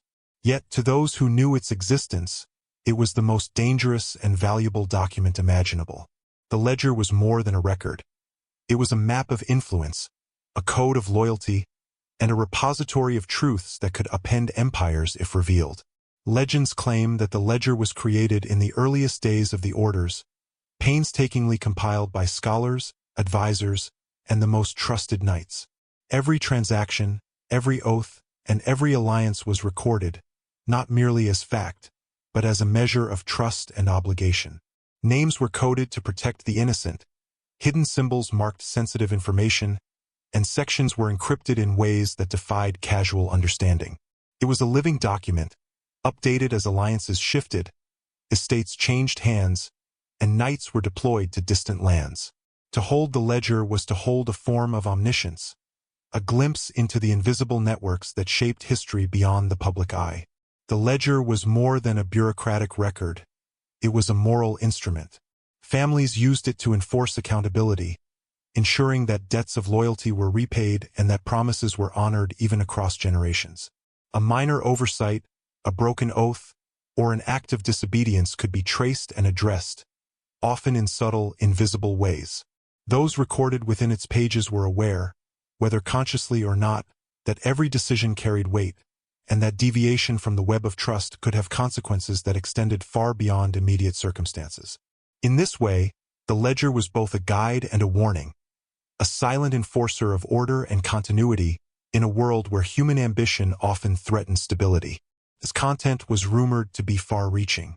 Beyond the obvious entries of financial debts and property, the ledger included coded references to hidden treasures, secret estates, and even clandestine routes used to move knights, resources, and intelligence.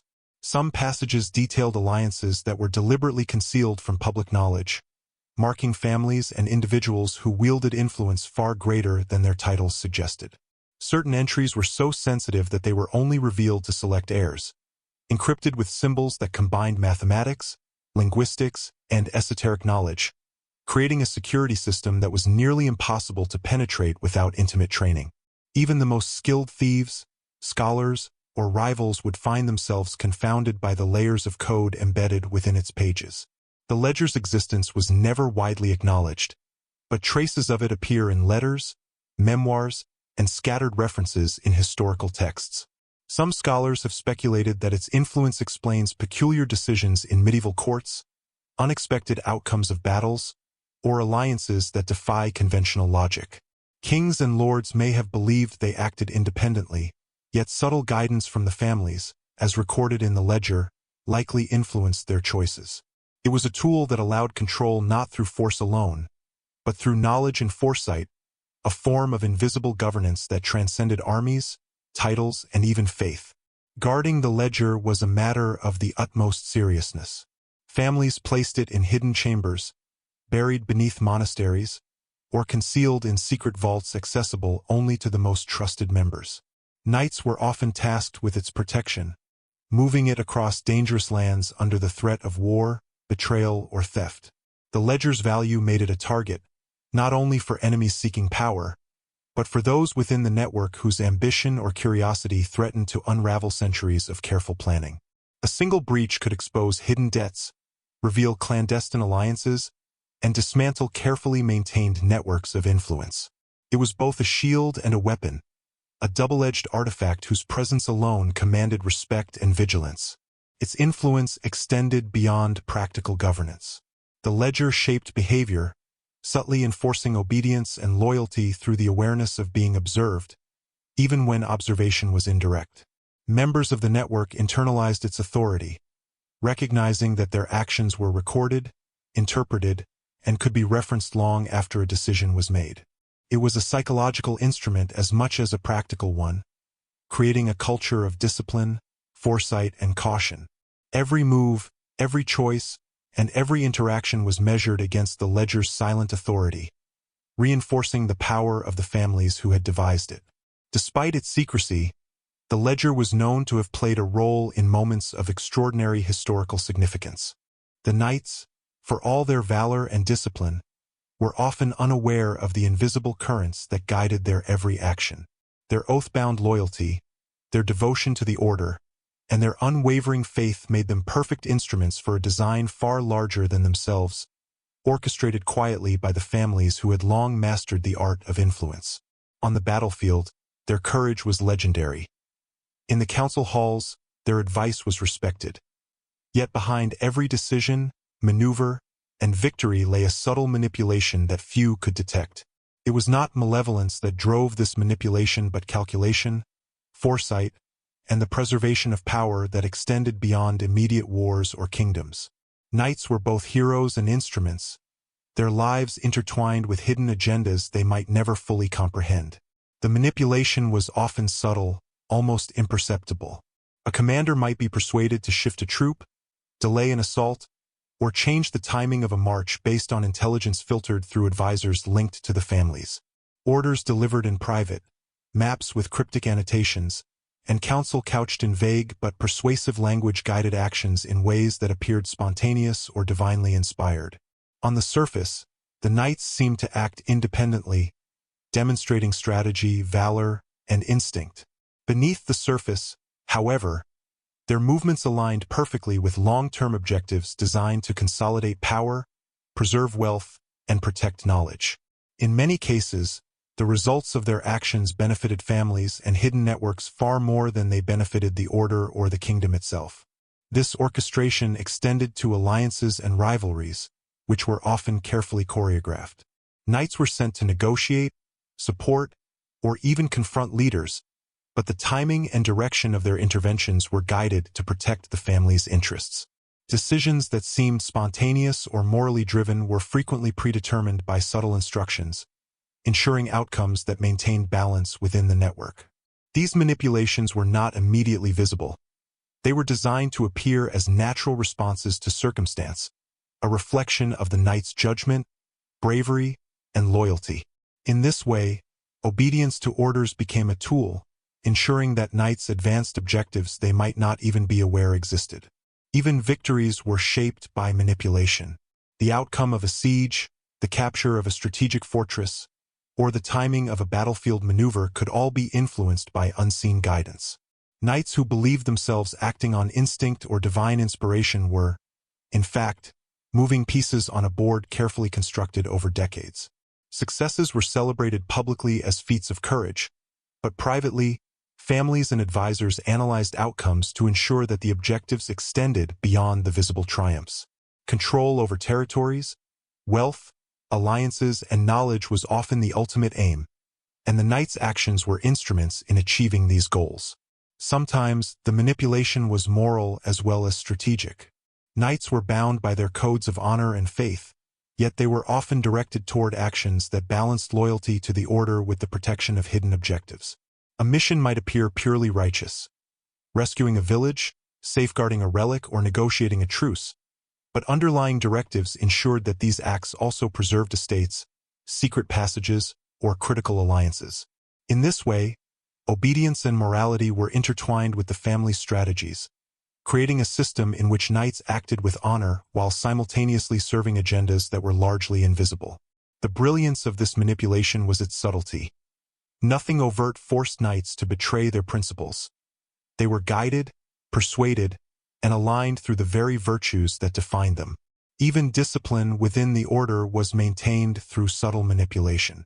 Promotions, assignments, and honors were distributed not only according to merit, but according to strategic needs determined by families behind the scenes.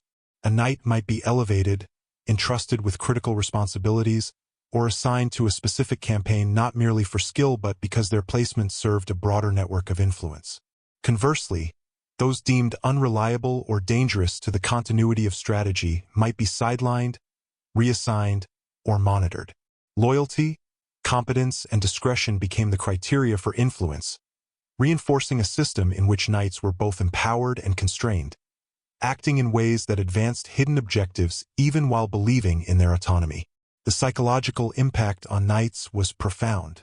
Many were unaware of the extent to which they were instruments, yet those who sensed it often experienced a mixture of awe, apprehension, and responsibility.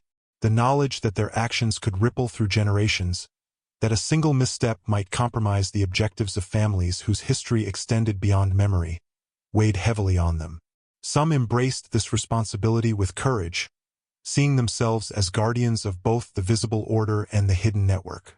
Others struggled with doubt, grappling with the tension between personal agency and the invisible guidance that shaped their choices.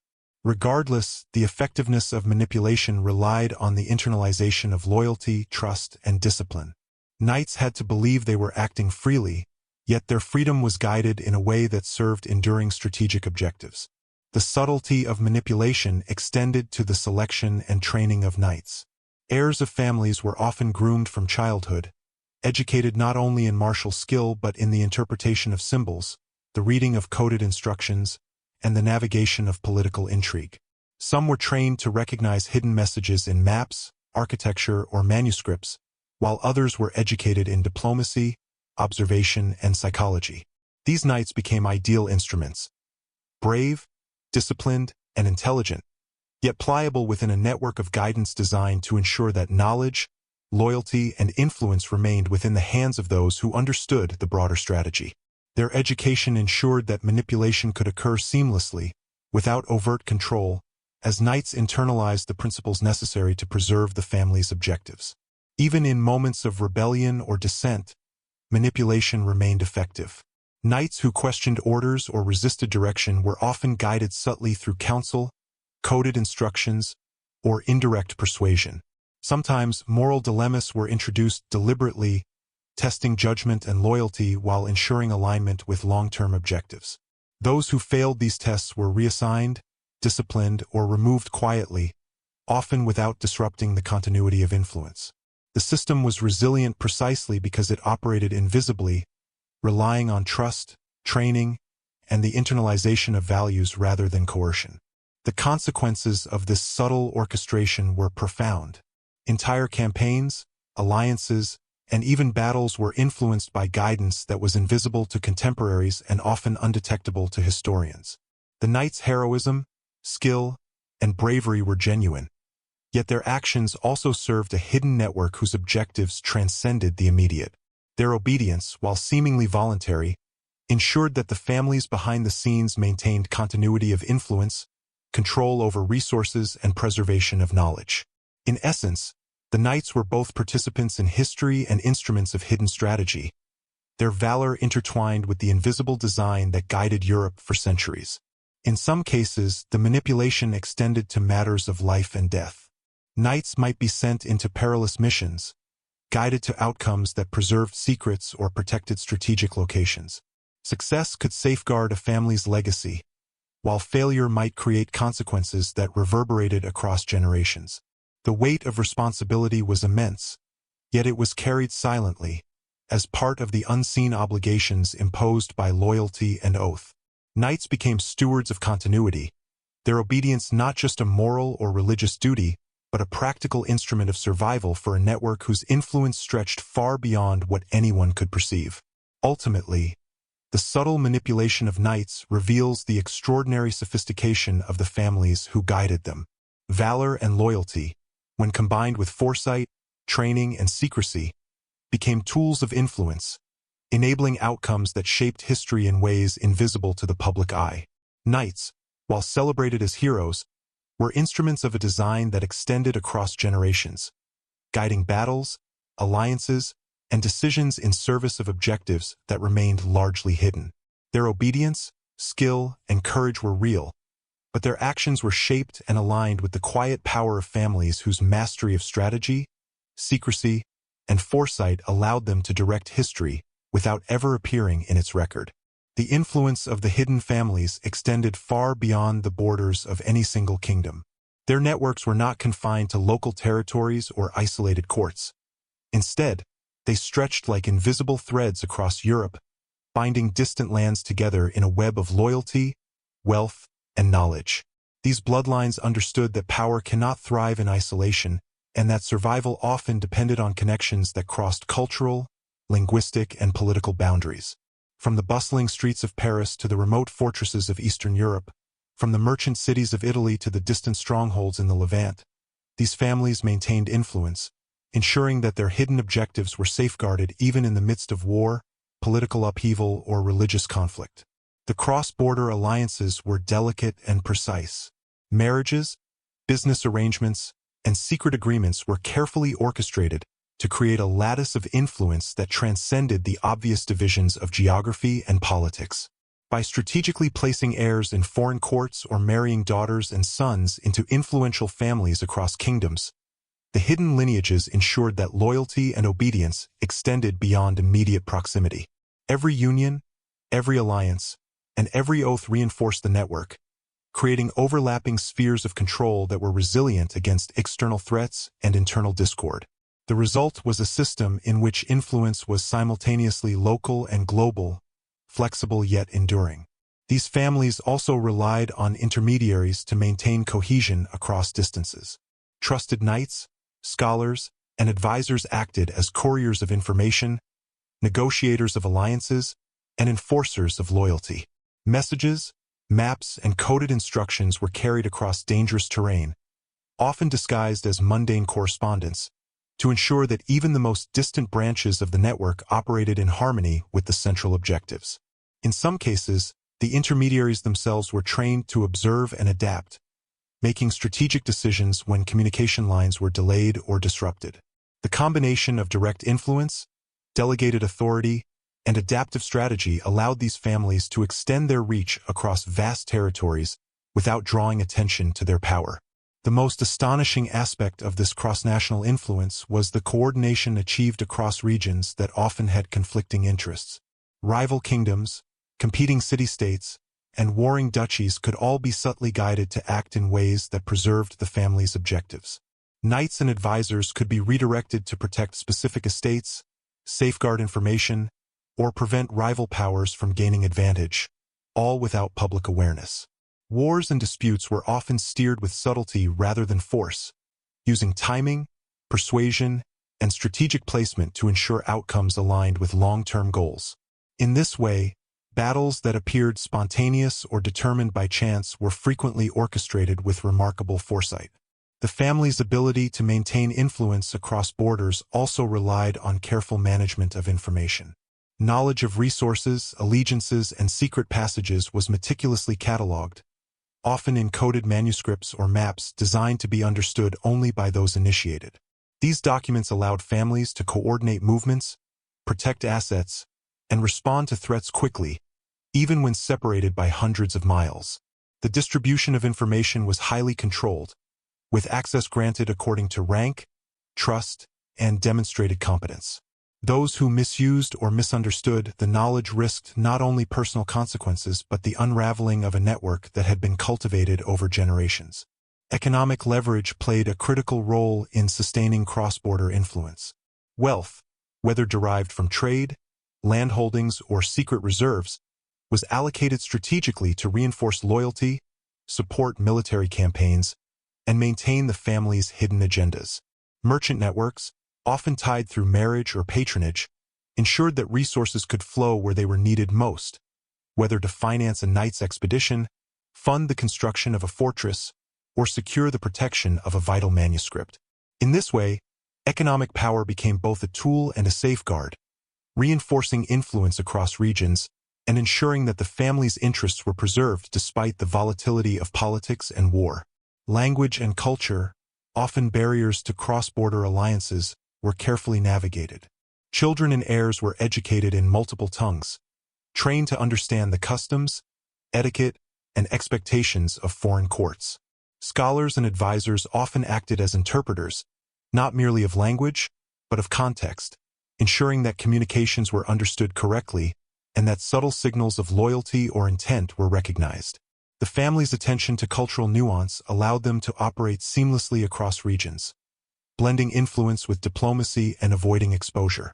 Their adaptability ensured that the network remained resilient even when political or social tensions threatened to destabilize individual nodes of the web.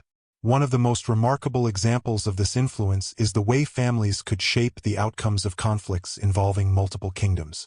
By guiding key knights, orchestrating alliances, and leveraging intelligence networks, they could ensure that wars favored their interests, even if no single territory benefited directly. Kings and generals, unaware of the hidden manipulation, often believed their victories or defeats were determined by strategy, courage, or divine favor.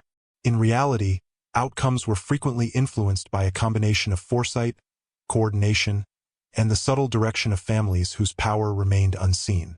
The ability to manipulate events across borders with such precision is a testament to the sophistication and patience of these networks. The resilience of these families also depended on secrecy and compartmentalization. Not every branch of the network had full knowledge of all operations. Information was distributed according to necessity, creating layers of security that protected the most sensitive details. If one region or family line were compromised, the damage could be contained, preserving the broader network and ensuring continuity. This approach allowed the families to survive purges, betrayals, and wars that destroyed kingdoms and orders, maintaining influence even when the world above them seemed chaotic and unpredictable. In some cases, the cross-border power of these families created situations that seem almost impossible to reconcile with known history. Conflicts that appeared to pit nations against one another often ended in outcomes that, upon closer inspection, benefited a network of hidden families whose influence extended into both sides. Resources were preserved, estates were protected, and key alliances remained intact. To outsiders, these outcomes were inexplicable. To the families, they were the result of decades, even centuries of careful planning, observation, and coordination. The secrets of the families and the knights were often preserved not in plain sight but in codes, subtle, intricate, and designed to endure centuries without detection. These secret codes were woven into letters, manuscripts, and even everyday objects, understood only by those who had been trained to decipher them. To an outsider, a page might appear as a simple record, a mundane ledger, or an innocuous letter. To the initiated, however, every curve of a letter, every spacing of words, and every seemingly irrelevant flourish could convey hidden meaning. These codes were the lifeblood of the network, the invisible veins through which knowledge, loyalty, and strategic guidance flowed. Some codes were simple in appearance but deceptively complex in purpose. A letter detailing a shipment of goods might contain symbols embedded in the margins, signaling safe routes, hidden dangers, or secret rendezvous points. An account of mundane events could encode political shifts, the movements of rival families, or instructions for a knight's mission. Even everyday phrases were often chosen for their double meaning, conveying instructions, warnings, or reassurances in language that could be interpreted in multiple ways depending on the reader's training. This sophistication ensured that information could travel across borders and generations without being intercepted or understood by the uninitiated. More advanced codes relied on the combination of languages, symbols, and ciphers. Latin, Greek, Hebrew, and Arabic were frequently interwoven, creating texts that required extensive knowledge to interpret correctly. Some letters were written with missing words or letters, forcing the reader to reconstruct the intended meaning using a combination of logic, memory, and intuition. Certain symbols, repeated in manuscripts or etched into objects, acted as keys, guiding the reader toward the intended message while remaining invisible to anyone lacking the proper training. The families maintained strict protocols for teaching these skills, often beginning instruction at a young age, ensuring that only those deemed trustworthy could access the most sensitive information. Codes were also used to protect the locations of hidden treasures, manuscripts, and estates. Maps could contain subtle alterations, using landmarks as symbols rather than literal indicators.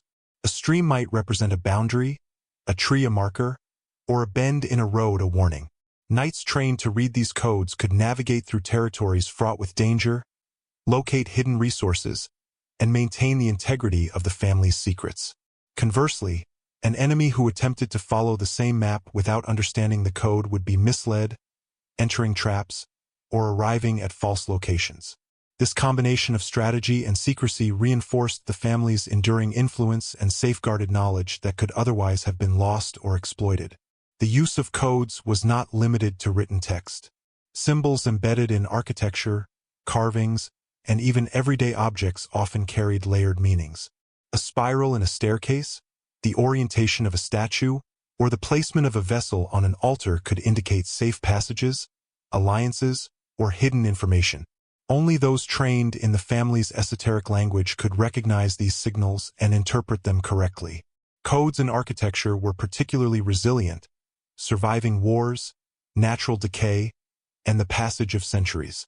They were silent guardians of knowledge, embedded in the very fabric of the world, waiting for the initiated to uncover their meanings. Alchemical texts, another repository of coded knowledge, combined science, philosophy, and mysticism into complex symbolic language. Recipes, formulas, and illustrations contained hidden messages, guiding future generations in both practical and strategic matters. Some texts described methods to preserve manuscripts or artifacts, while others encoded philosophical insights or instructions for governance and diplomacy.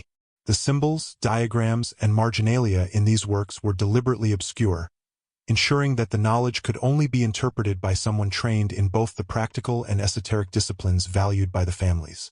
The combination of science, mysticism, and code created layers of protection that preserved secrets even when manuscripts fell into unfamiliar hands. Even personal correspondence within the network employed subtle forms of code. Knights and family members often used ciphers that combined letters, numbers, and symbols to convey messages across long distances.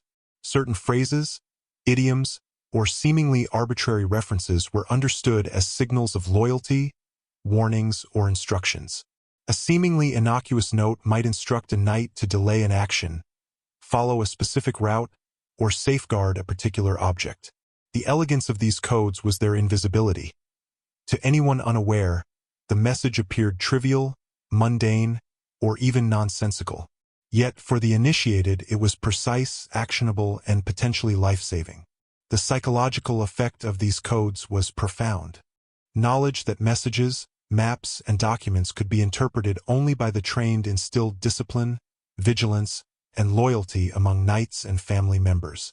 They learned to observe details meticulously, question appearances, and think critically about every piece of information. A single misinterpretation could have consequences. Yet the training and adherence to protocol ensured that information flowed accurately across regions and generations. Codes were not merely tools. They were instruments of trust, shaping behavior and ensuring cohesion within a network that spanned borders and centuries. Some codes were layered, combining multiple methods of encryption simultaneously. A single manuscript could require understanding of language, symbolism, mathematics, and cultural nuance to interpret. For example, a page might contain references in Latin to describe an event, Hebrew letters embedded in the margins to indicate locations, and symbols derived from alchemical texts to convey strategic intentions. Only those with comprehensive knowledge could unlock the full meaning, ensuring that critical secrets remained inaccessible to outsiders. These multi-layered codes created a resilience that preserved knowledge even in times of upheaval, when manuscripts might be captured, displaced, or threatened. The family's commitment to codes reflected an understanding of the impermanence of visible power. Kings might rise and fall, battles might be won or lost, and estates might change hands, but encoded knowledge endured.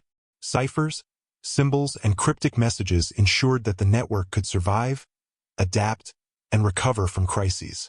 Knights, advisors, and scholars were trained not only to interpret codes, but also to create new ones, evolving the system to meet changing circumstances and maintain secrecy.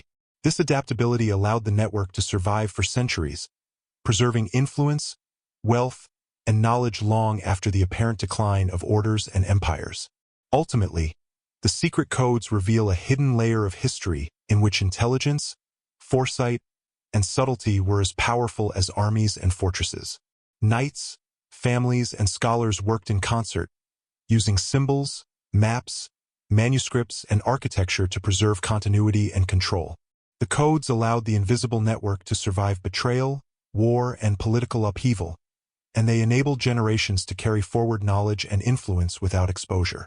They remind us that the most enduring power is often silent, communicated in a language only a few can understand, yet capable of shaping events across time, distance, and human perception. In this web of hidden symbols and messages, knowledge itself became a weapon. Knights moved, battles unfolded, and alliances shifted, all guided by instructions hidden in plain sight. Each code was both protection and strategy, ensuring that secrets endured and influence was maintained. The family's mastery of this hidden language allowed them to direct the course of history without ever revealing their presence, illustrating a profound truth: that the most potent power is often invisible, and that knowledge, carefully preserved and guarded, is more enduring than armies, more subtle than diplomacy, and more transformative than any single act of heroism.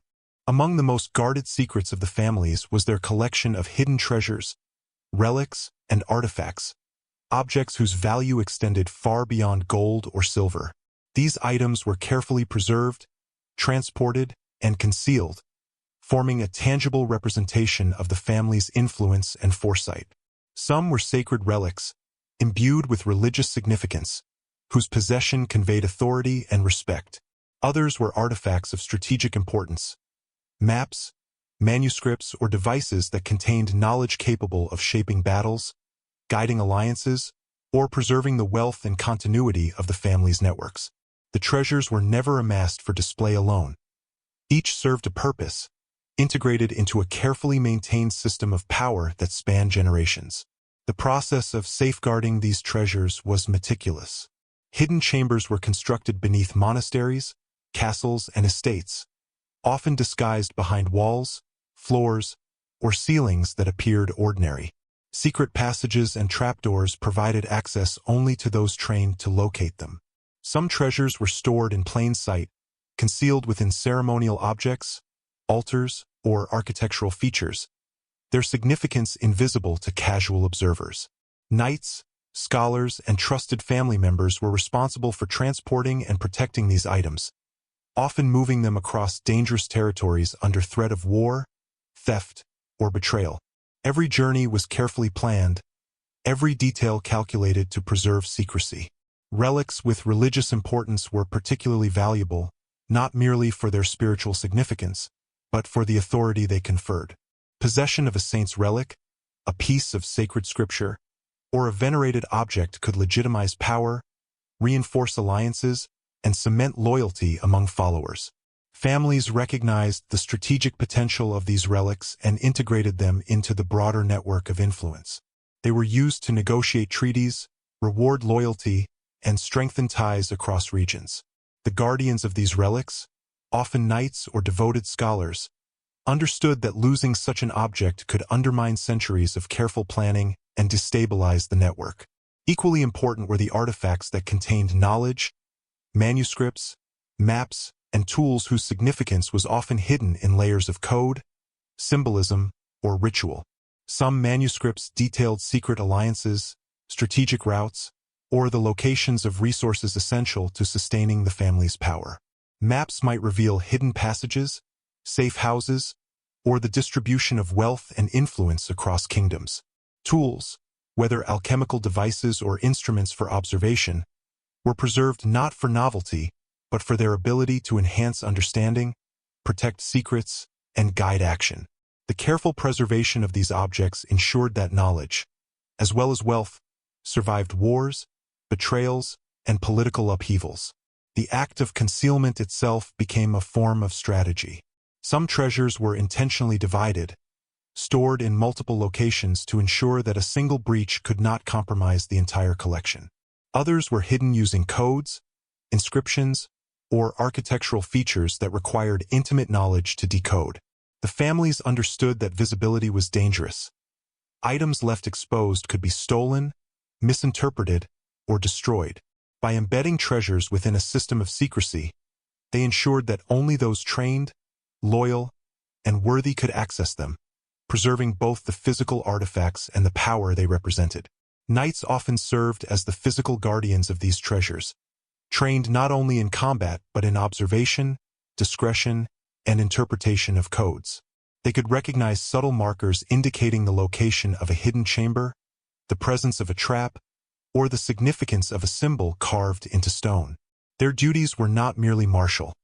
They acted as custodians of knowledge and protectors of legacy.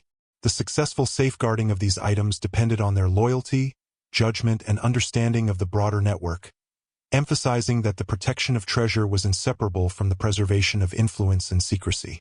Some treasures were designed to mislead as well as protect. False relics, decoy manuscripts, and misleading symbols were strategically placed to confuse rivals or potential thieves. These decoys served multiple purposes. They diverted attention, tested the perception and discretion of those who sought the treasures, and provided an additional layer of security for the genuine artifacts. The family's approach to concealment was thus multidimensional, combining physical security, coded communication, and strategic misdirection to ensure the endurance of their legacy. The treasures also had an educative function within the network. Heirs and initiates were often introduced to these artifacts gradually, learning to interpret their significance, understand the codes that protected them, and appreciate the historical and strategic context of each item.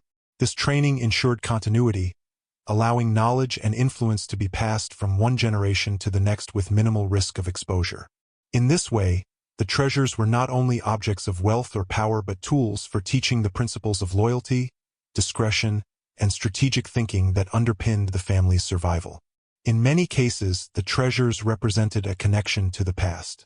Relics of saints, manuscripts copied from lost civilizations, and maps tracing ancient routes linked current families and knights to their predecessors. This connection was more than symbolic. It reinforced continuity, providing a sense of identity and purpose that transcended individual lifetimes. Those entrusted with these treasures were not merely guardians of material wealth. They were custodians of history, carrying forward the legacy and wisdom of generations whose influence had been deliberately hidden from the public record. The strategic value of these treasures extended to diplomacy and negotiation. Possession of a coveted relic, manuscript, or artifact could serve as a bargaining tool, a way to secure alliances, or a method of rewarding loyalty. Families leveraged these items to maintain influence across borders, ensuring that power and obedience could be reinforced without open confrontation. The presence of a sacred relic in a distant court, for example, could validate claims of authority or influence the actions of rulers who might otherwise act independently. In this sense, treasures were both defensive and offensive instruments, reinforcing the network's resilience while expanding its reach. The risk associated with these treasures was ever-present. Rival families, ambitious knights, and even monarchs were potential threats to their security. Wars, betrayals, and political upheaval constantly tested the strength of the network and the vigilance of those charged with protection. Yet the combination of secrecy, codes, misdirection, and trained guardians ensured that treasures could survive even the most tumultuous circumstances. The family's foresight, patience, and understanding of human behavior allowed them to protect their legacies with extraordinary precision. In the end, these treasures symbolized the intersection of knowledge, power, and secrecy. They were tangible evidence of the family's ability to endure, adapt, and influence events over centuries. While armies fought battles and knights performed heroic feats, these artifacts remained a silent testament to the enduring, hidden structures that shaped history. Each relic, manuscript, or map carried layers of meaning, linking the past to the present, guiding actions, and preserving influence in ways that extended far beyond what history books reveal. Ultimately, the hidden treasures were more than objects. They were instruments of continuity, symbols of authority, and tools of strategic foresight. They connected families, knights, and generations across time and space, reinforcing loyalty, safeguarding knowledge, and shaping the course of history in ways few would ever recognize. Their existence reminds us that the most profound power is often invisible, preserved not through spectacle or overt dominance, but through careful planning, secrecy, and the wisdom to recognize that some knowledge is too valuable to be exposed. Rituals, oaths, and ceremonies were the lifeblood of the hidden families, the invisible threads that bound generations of knights and lineage together in a network of loyalty and secrecy. These were not mere formalities or symbolic gestures. They were meticulously crafted instruments of control, continuity, and identity. In dimly lit chambers beneath monasteries or behind the heavy doors of ancestral estates, the next generation of heirs and knights would be inducted into the network through ceremonies designed to impress upon them the magnitude of their obligations. Every gesture, every word, every element of the ritual carried layers of meaning, carefully calibrated to teach discipline, obedience, and reverence for the hidden order that extended far beyond immediate perception. The oaths sworn during these rituals were binding in ways that transcended conventional legal or moral frameworks. They were pledges not merely of loyalty to a single leader or ruler, but to a network of families and a system of knowledge that had endured for centuries. Breaking an oath was not only dishonorable, it was considered a threat to the stability of entire lineages, capable of unraveling alliances, compromising treasures, and exposing secrets that had been safeguarded for generations. To the uninitiated, the ceremony might appear ceremonial or religious, yet to those who understood its purpose, it was a transfer of responsibility and power, a commitment to act with discretion, foresight, and absolute loyalty. The physical environment of these rituals was as significant as the words spoken. Candlelight flickered against stone walls, casting shifting shadows that emphasized the gravity of the proceedings. Sacred objects, relics, or manuscripts were placed carefully within the chamber, signaling both authority and responsibility. Each participant was aware that their actions were being observed, not only by the elders present but by the generations that preceded them. Symbols carved into walls, geometric patterns embedded in floors, and carefully arranged artifacts all reinforced the lesson. This was not merely a ceremony. It was a contract binding body, mind, and lineage to the continuity of the network. Training often accompanied the rituals, ensuring that the knowledge conveyed during the ceremonies was internalized and preserved. New knights and heirs were taught the subtle language of symbols, the interpretation of hidden signs, and the protocols for handling information and treasures. They learned to recognize the nuances of loyalty, the signals of betrayal, and the proper channels for conveying knowledge. Even the most mundane actions could carry significance. The placement of a hand, a word spoken in passing, or the sequence of steps in a procession could all convey critical information or demonstrate understanding of the network's hidden language. Through repeated practice, the initiates internalized these lessons, allowing the continuity of influence and secrecy to survive across generations. Some rituals were designed to test character, loyalty, and judgment. Initiates might be presented with moral dilemmas, instructed to interpret ambiguous instructions, or asked to decode hidden messages as part of the ceremony. Their responses revealed their suitability for carrying forward the network's secrets and responsibilities. Those who faltered could be reassigned or removed, ensuring that only the most capable and trustworthy individuals continued in positions of influence.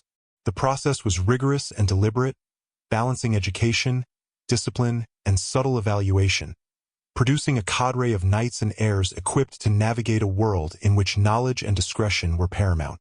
The ceremonies also reinforced hierarchy and authority within the network.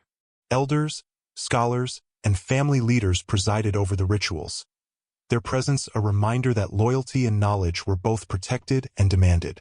Knights and heirs were taught that obedience was not mere submission but a form of empowerment, granting them access to guidance, knowledge, and privileges that were invisible to outsiders.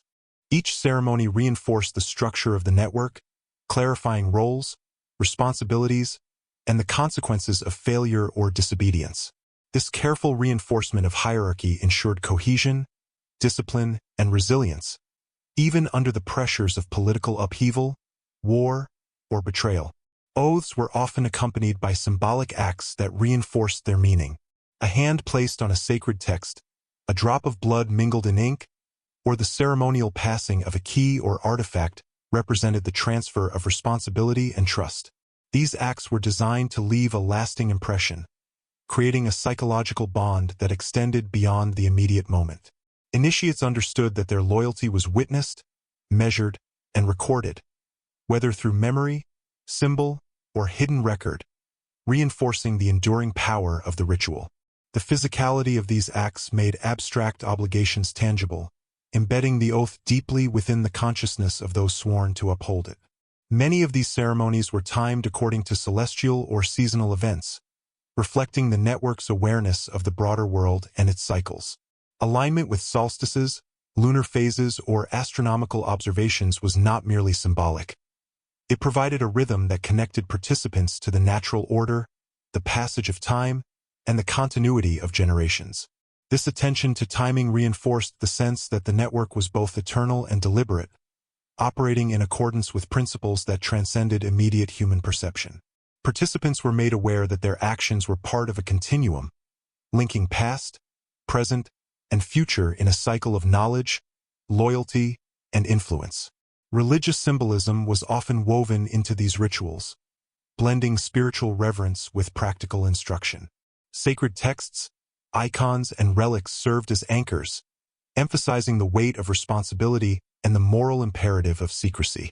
Knights and heirs were taught that the protection of knowledge, treasures, and influence was a sacred duty, elevating their obedience beyond mere obligation to a moral and spiritual calling.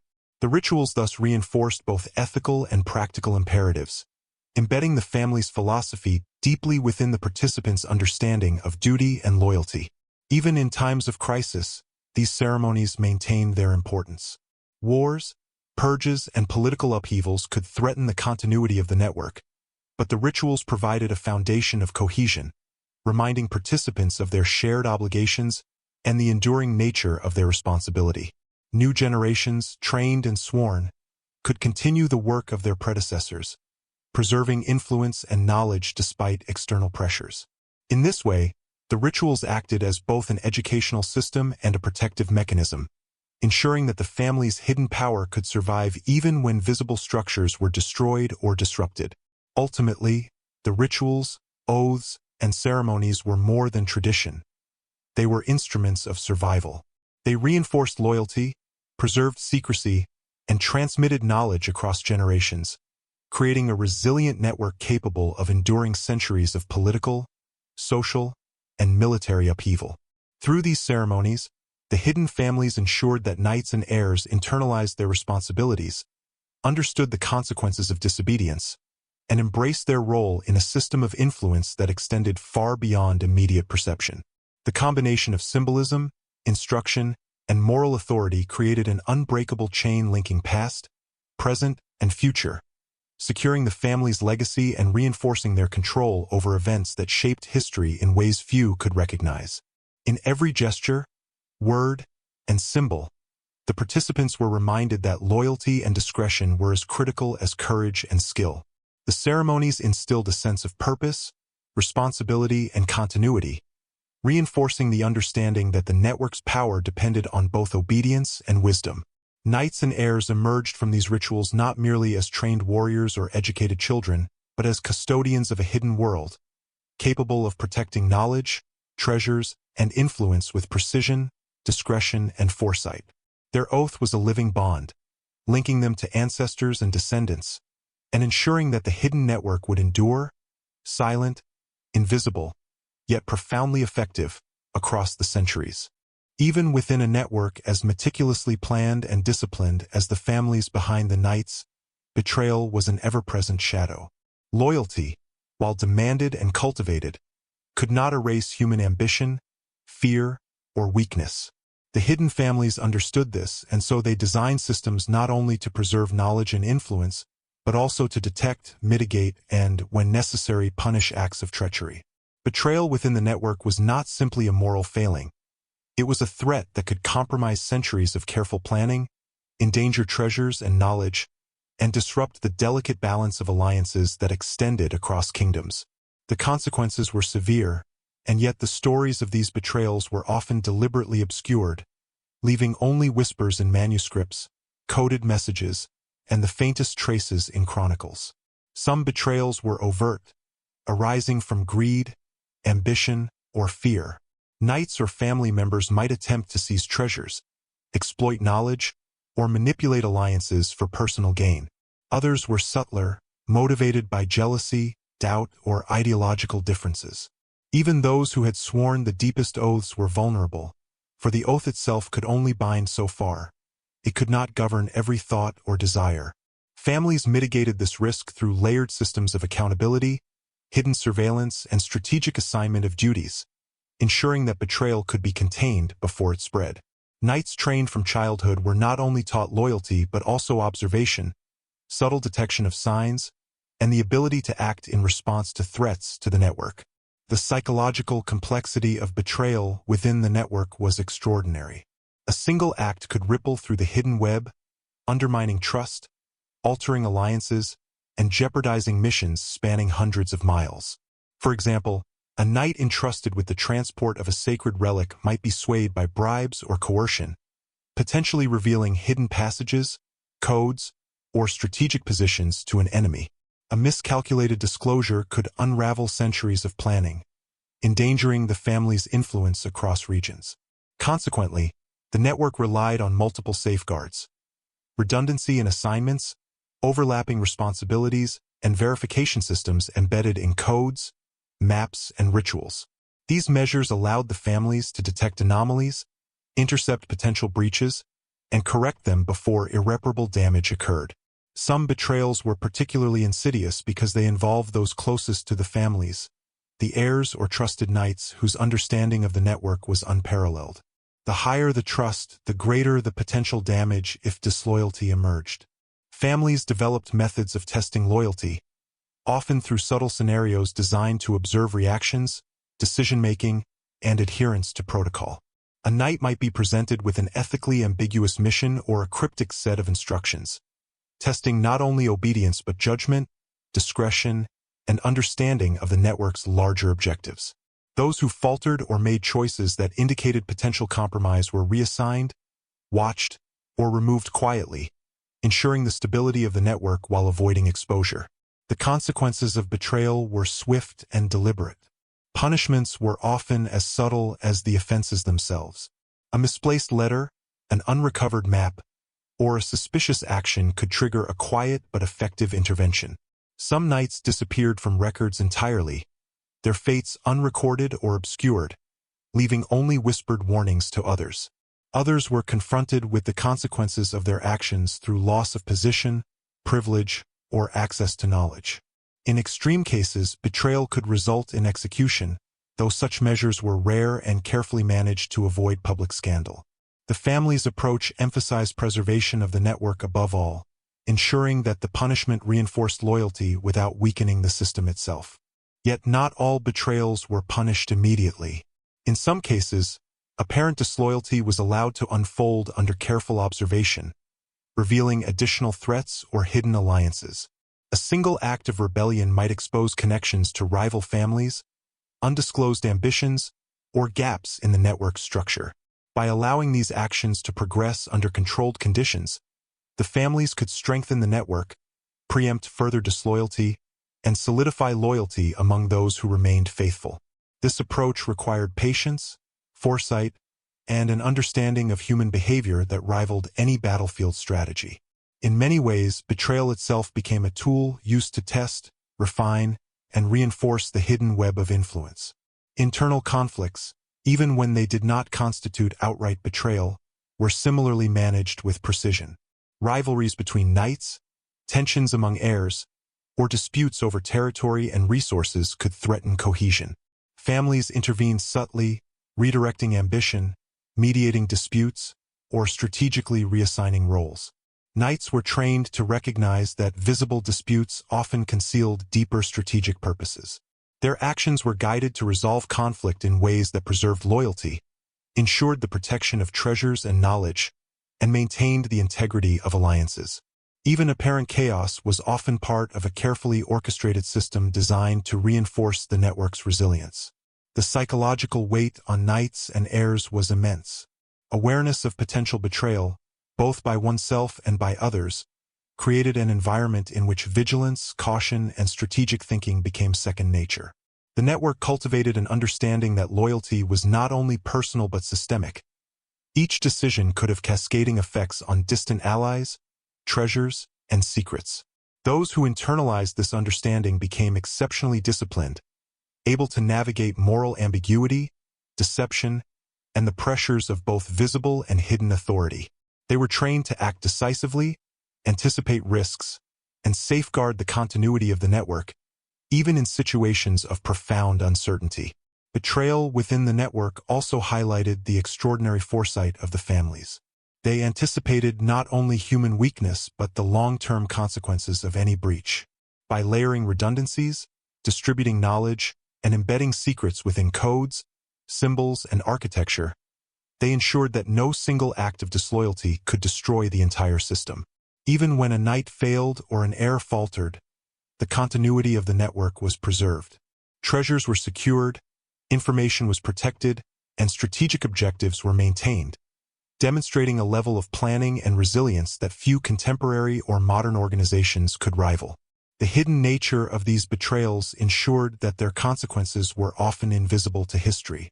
Chroniclers may record disputes among knights or the sudden fall of a family, but the underlying causes, subtle disloyalty, hidden alliances, or the strategic response of the network, remain largely unrecorded. Throughout history, stories of knights vanishing without trace, relics disappearing under mysterious circumstances, and secrets lost to time have often been dismissed as legend or exaggeration. Yet, when viewed through the lens of the hidden families, these disappearances take on a deliberate, calculated significance. They were not mere accidents or failures of memory. Many were strategic, orchestrated events designed to protect the network, preserve treasures, or eliminate threats. To the families, controlling the movement of knights, artifacts, and knowledge was as crucial as controlling armies or forging alliances. Each disappearance was a piece in a carefully constructed puzzle, a maneuver in a game whose rules were invisible to outsiders. Knights, revered for their bravery and honor, were often at the center of these events. Their disappearances could serve multiple purposes: removing a potential betrayer, ensuring the safe transport of a secret relic, or creating the illusion of defeat to mislead rivals. A knight might be instructed to undertake a mission that appeared impossible, knowing that success depended on subtle guidance, coded information, or hidden assistance. Those who succeeded were quietly celebrated within the network, their loyalty and skill affirmed. Those who vanished were often relocated, hidden, or absorbed into new roles that maintained secrecy and strategic advantage. The public saw only absence. The families understood it as careful orchestration. Relics and treasures were particularly vulnerable and required extraordinary measures to safeguard. Some were moved under the cover of night, transported along secret routes encoded in maps and symbols, or concealed in locations designed to remain undiscovered for decades. Disappearance could be the ultimate form of protection. A sacred relic, if threatened by a hostile force or unwanted attention, might vanish from records, hidden behind false walls or encoded within decoy objects. To the outside world, it was lost forever. To the network, it was preserved and accessible only to those trained in the system of codes, symbols, and rituals. These orchestrated disappearances ensured that treasures and knowledge endured, even when visible structures collapsed or chaos engulfed the surrounding regions. The disappearances were also psychological instruments. A knight vanishing in the line of duty or a relic suddenly unaccounted for could sow uncertainty among adversaries, creating fear, hesitation, and miscalculation. Rivals might waste resources searching for something that had already been safely hidden or redirect their attention to false objectives. This manipulation of perception was as important as the physical safeguarding of assets. The families understood that influence extended beyond direct control. It could be exercised through misdirection, rumor, and the carefully constructed narrative of events. In this way, absence became as potent as presence, and the invisible hand of the network shaped outcomes without ever being seen. Some of the most mysterious disappearances occurred during pivotal moments in history. Knights entrusted with the transport of critical information or the protection of relics might vanish for years, only to reappear with knowledge, treasures, or guidance that altered the course of events. The timing of their movements was rarely accidental. They emerged precisely when their presence could maximize strategic advantage, secure alliances, or reveal concealed knowledge. The public, observing only fragments of these events, attributed them to chance, divine intervention, or legend. Yet within the network, these disappearances were meticulously planned, a testament to foresight, patience, and control over both human and material elements. The disappearances also reinforced loyalty and obedience among those who remained. Witnessing a comrade vanish under mysterious circumstances, yet later fulfilling the network's objectives, underscored the importance of trust, discretion, and adherence to instructions. The family's system of rewards and recognition, though often invisible to outsiders, created a psychological framework in which loyalty was deeply internalized. Knights understood that their actions, even when unseen, contributed to a continuum of influence that stretched across generations. The disappearances, therefore, were not only protective measures but instruments of education, discipline, and cultural reinforcement. Treacherous circumstances sometimes forced disappearances to be permanent, at least in the eyes of the world. A knight who had been compromised or exposed might be removed quietly, often disappearing into remote regions or secretive communities maintained by the families. These acts were not punitive in the conventional sense. They were protective and strategic. By eliminating immediate risk while preserving the individual for controlled purposes, the families maintained continuity of knowledge and influence. The system relied on adaptability, using absence to protect the network and ensure that mistakes, betrayals, or vulnerabilities could be managed without public exposure. The concealment of relics also relied on architectural ingenuity. Secret chambers, hidden vaults, and false floors were integrated into castles, monasteries, and estates, often in ways that could survive centuries of neglect or even active warfare. Access was granted only to those trained in the network's codes and symbols, with markers embedded in architectural details serving as guides. Disappearances were often a combination of physical relocation and psychological obfuscation, ensuring that even those who sought the items with great effort could not locate them. The result was a preservation of knowledge and power that was both resilient and invisible, shaping events in subtle but profound ways. Some disappearances became the stuff of legend. Tales of knights who vanished into forests, deserts, or distant lands, carrying relics or critical knowledge, were passed down in fragments. Over time, these stories became embellished, mythologized, or recorded as miracles or divine interventions.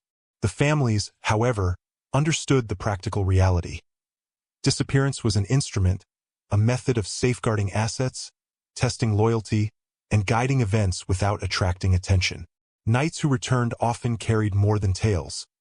They bore strategic insights, treasures, or encoded knowledge that would be reintegrated into the network, maintaining continuity and strengthening influence. The orchestration of these disappearances required extraordinary coordination. Information about routes, codes, allies, and timing had to be precise, yet adaptable to unforeseen circumstances. Knights, scholars, and trusted family members worked in concert, guided by maps, manuscripts, and hidden signals embedded in architecture or symbols. Success depended on a combination of intelligence, training, and intuition. Failure could be catastrophic, potentially exposing treasures, revealing alliances, or destabilizing the network. Yet the system's resilience was remarkable, built on redundancy, compartmentalization, and the meticulous management of both human and material elements. Knowledge alone was insufficient to sustain the power of the hidden families. It had to be carefully transmitted, interpreted, and embodied. The network's most enduring strength lay in its ability to cultivate wisdom, insight, and discipline in the knights and heirs entrusted with its continuation. From an early age, children born into these families were introduced not only to martial skills and etiquette but to the philosophy of secrecy, observation, and strategy that underpinned the entire order.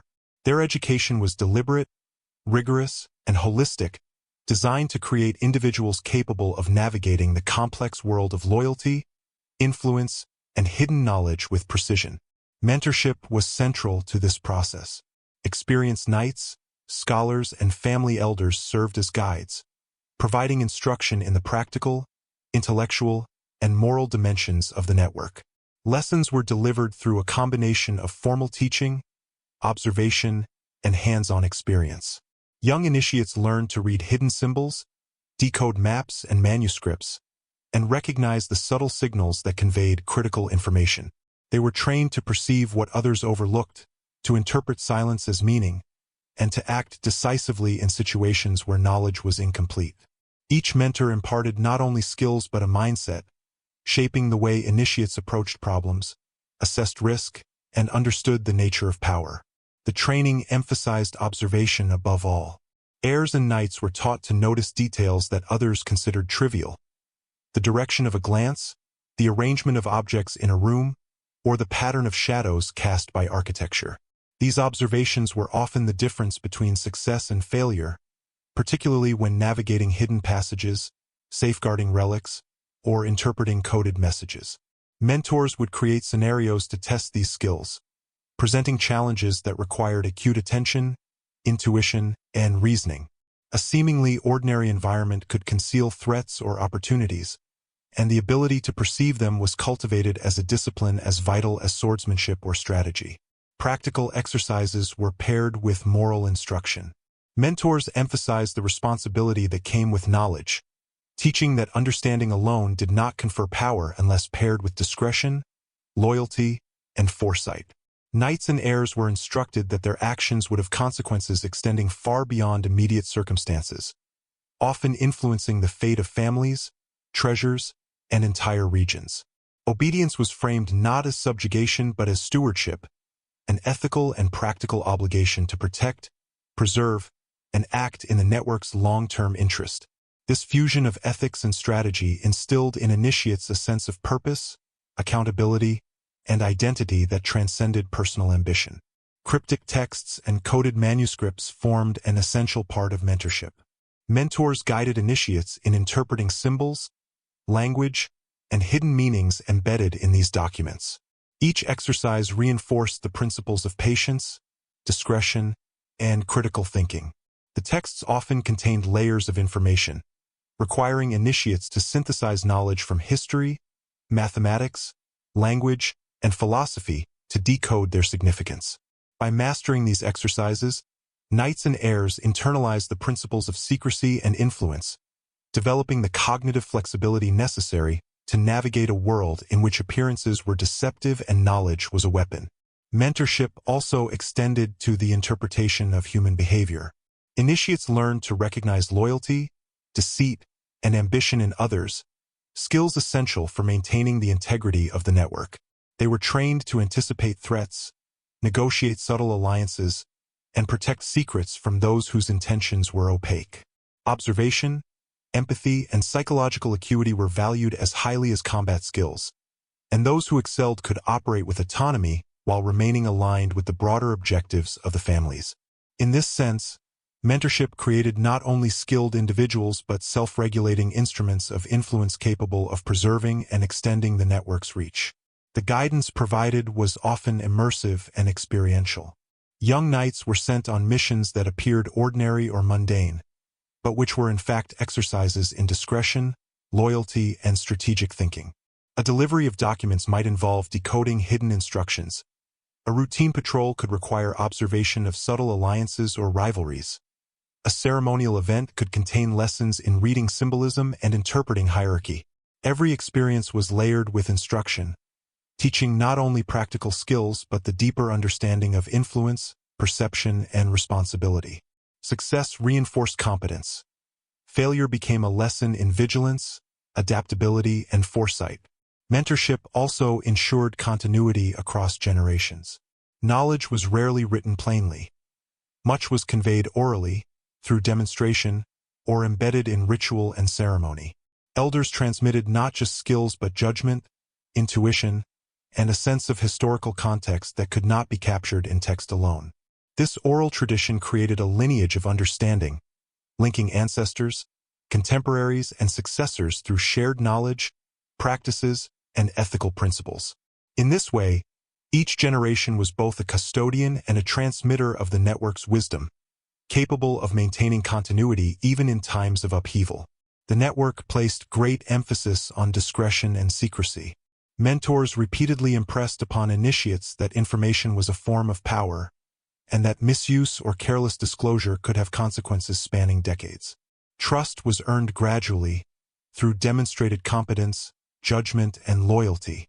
Those who failed to internalize these principles were reassigned or isolated from critical knowledge, while those who excelled were given progressively greater responsibility.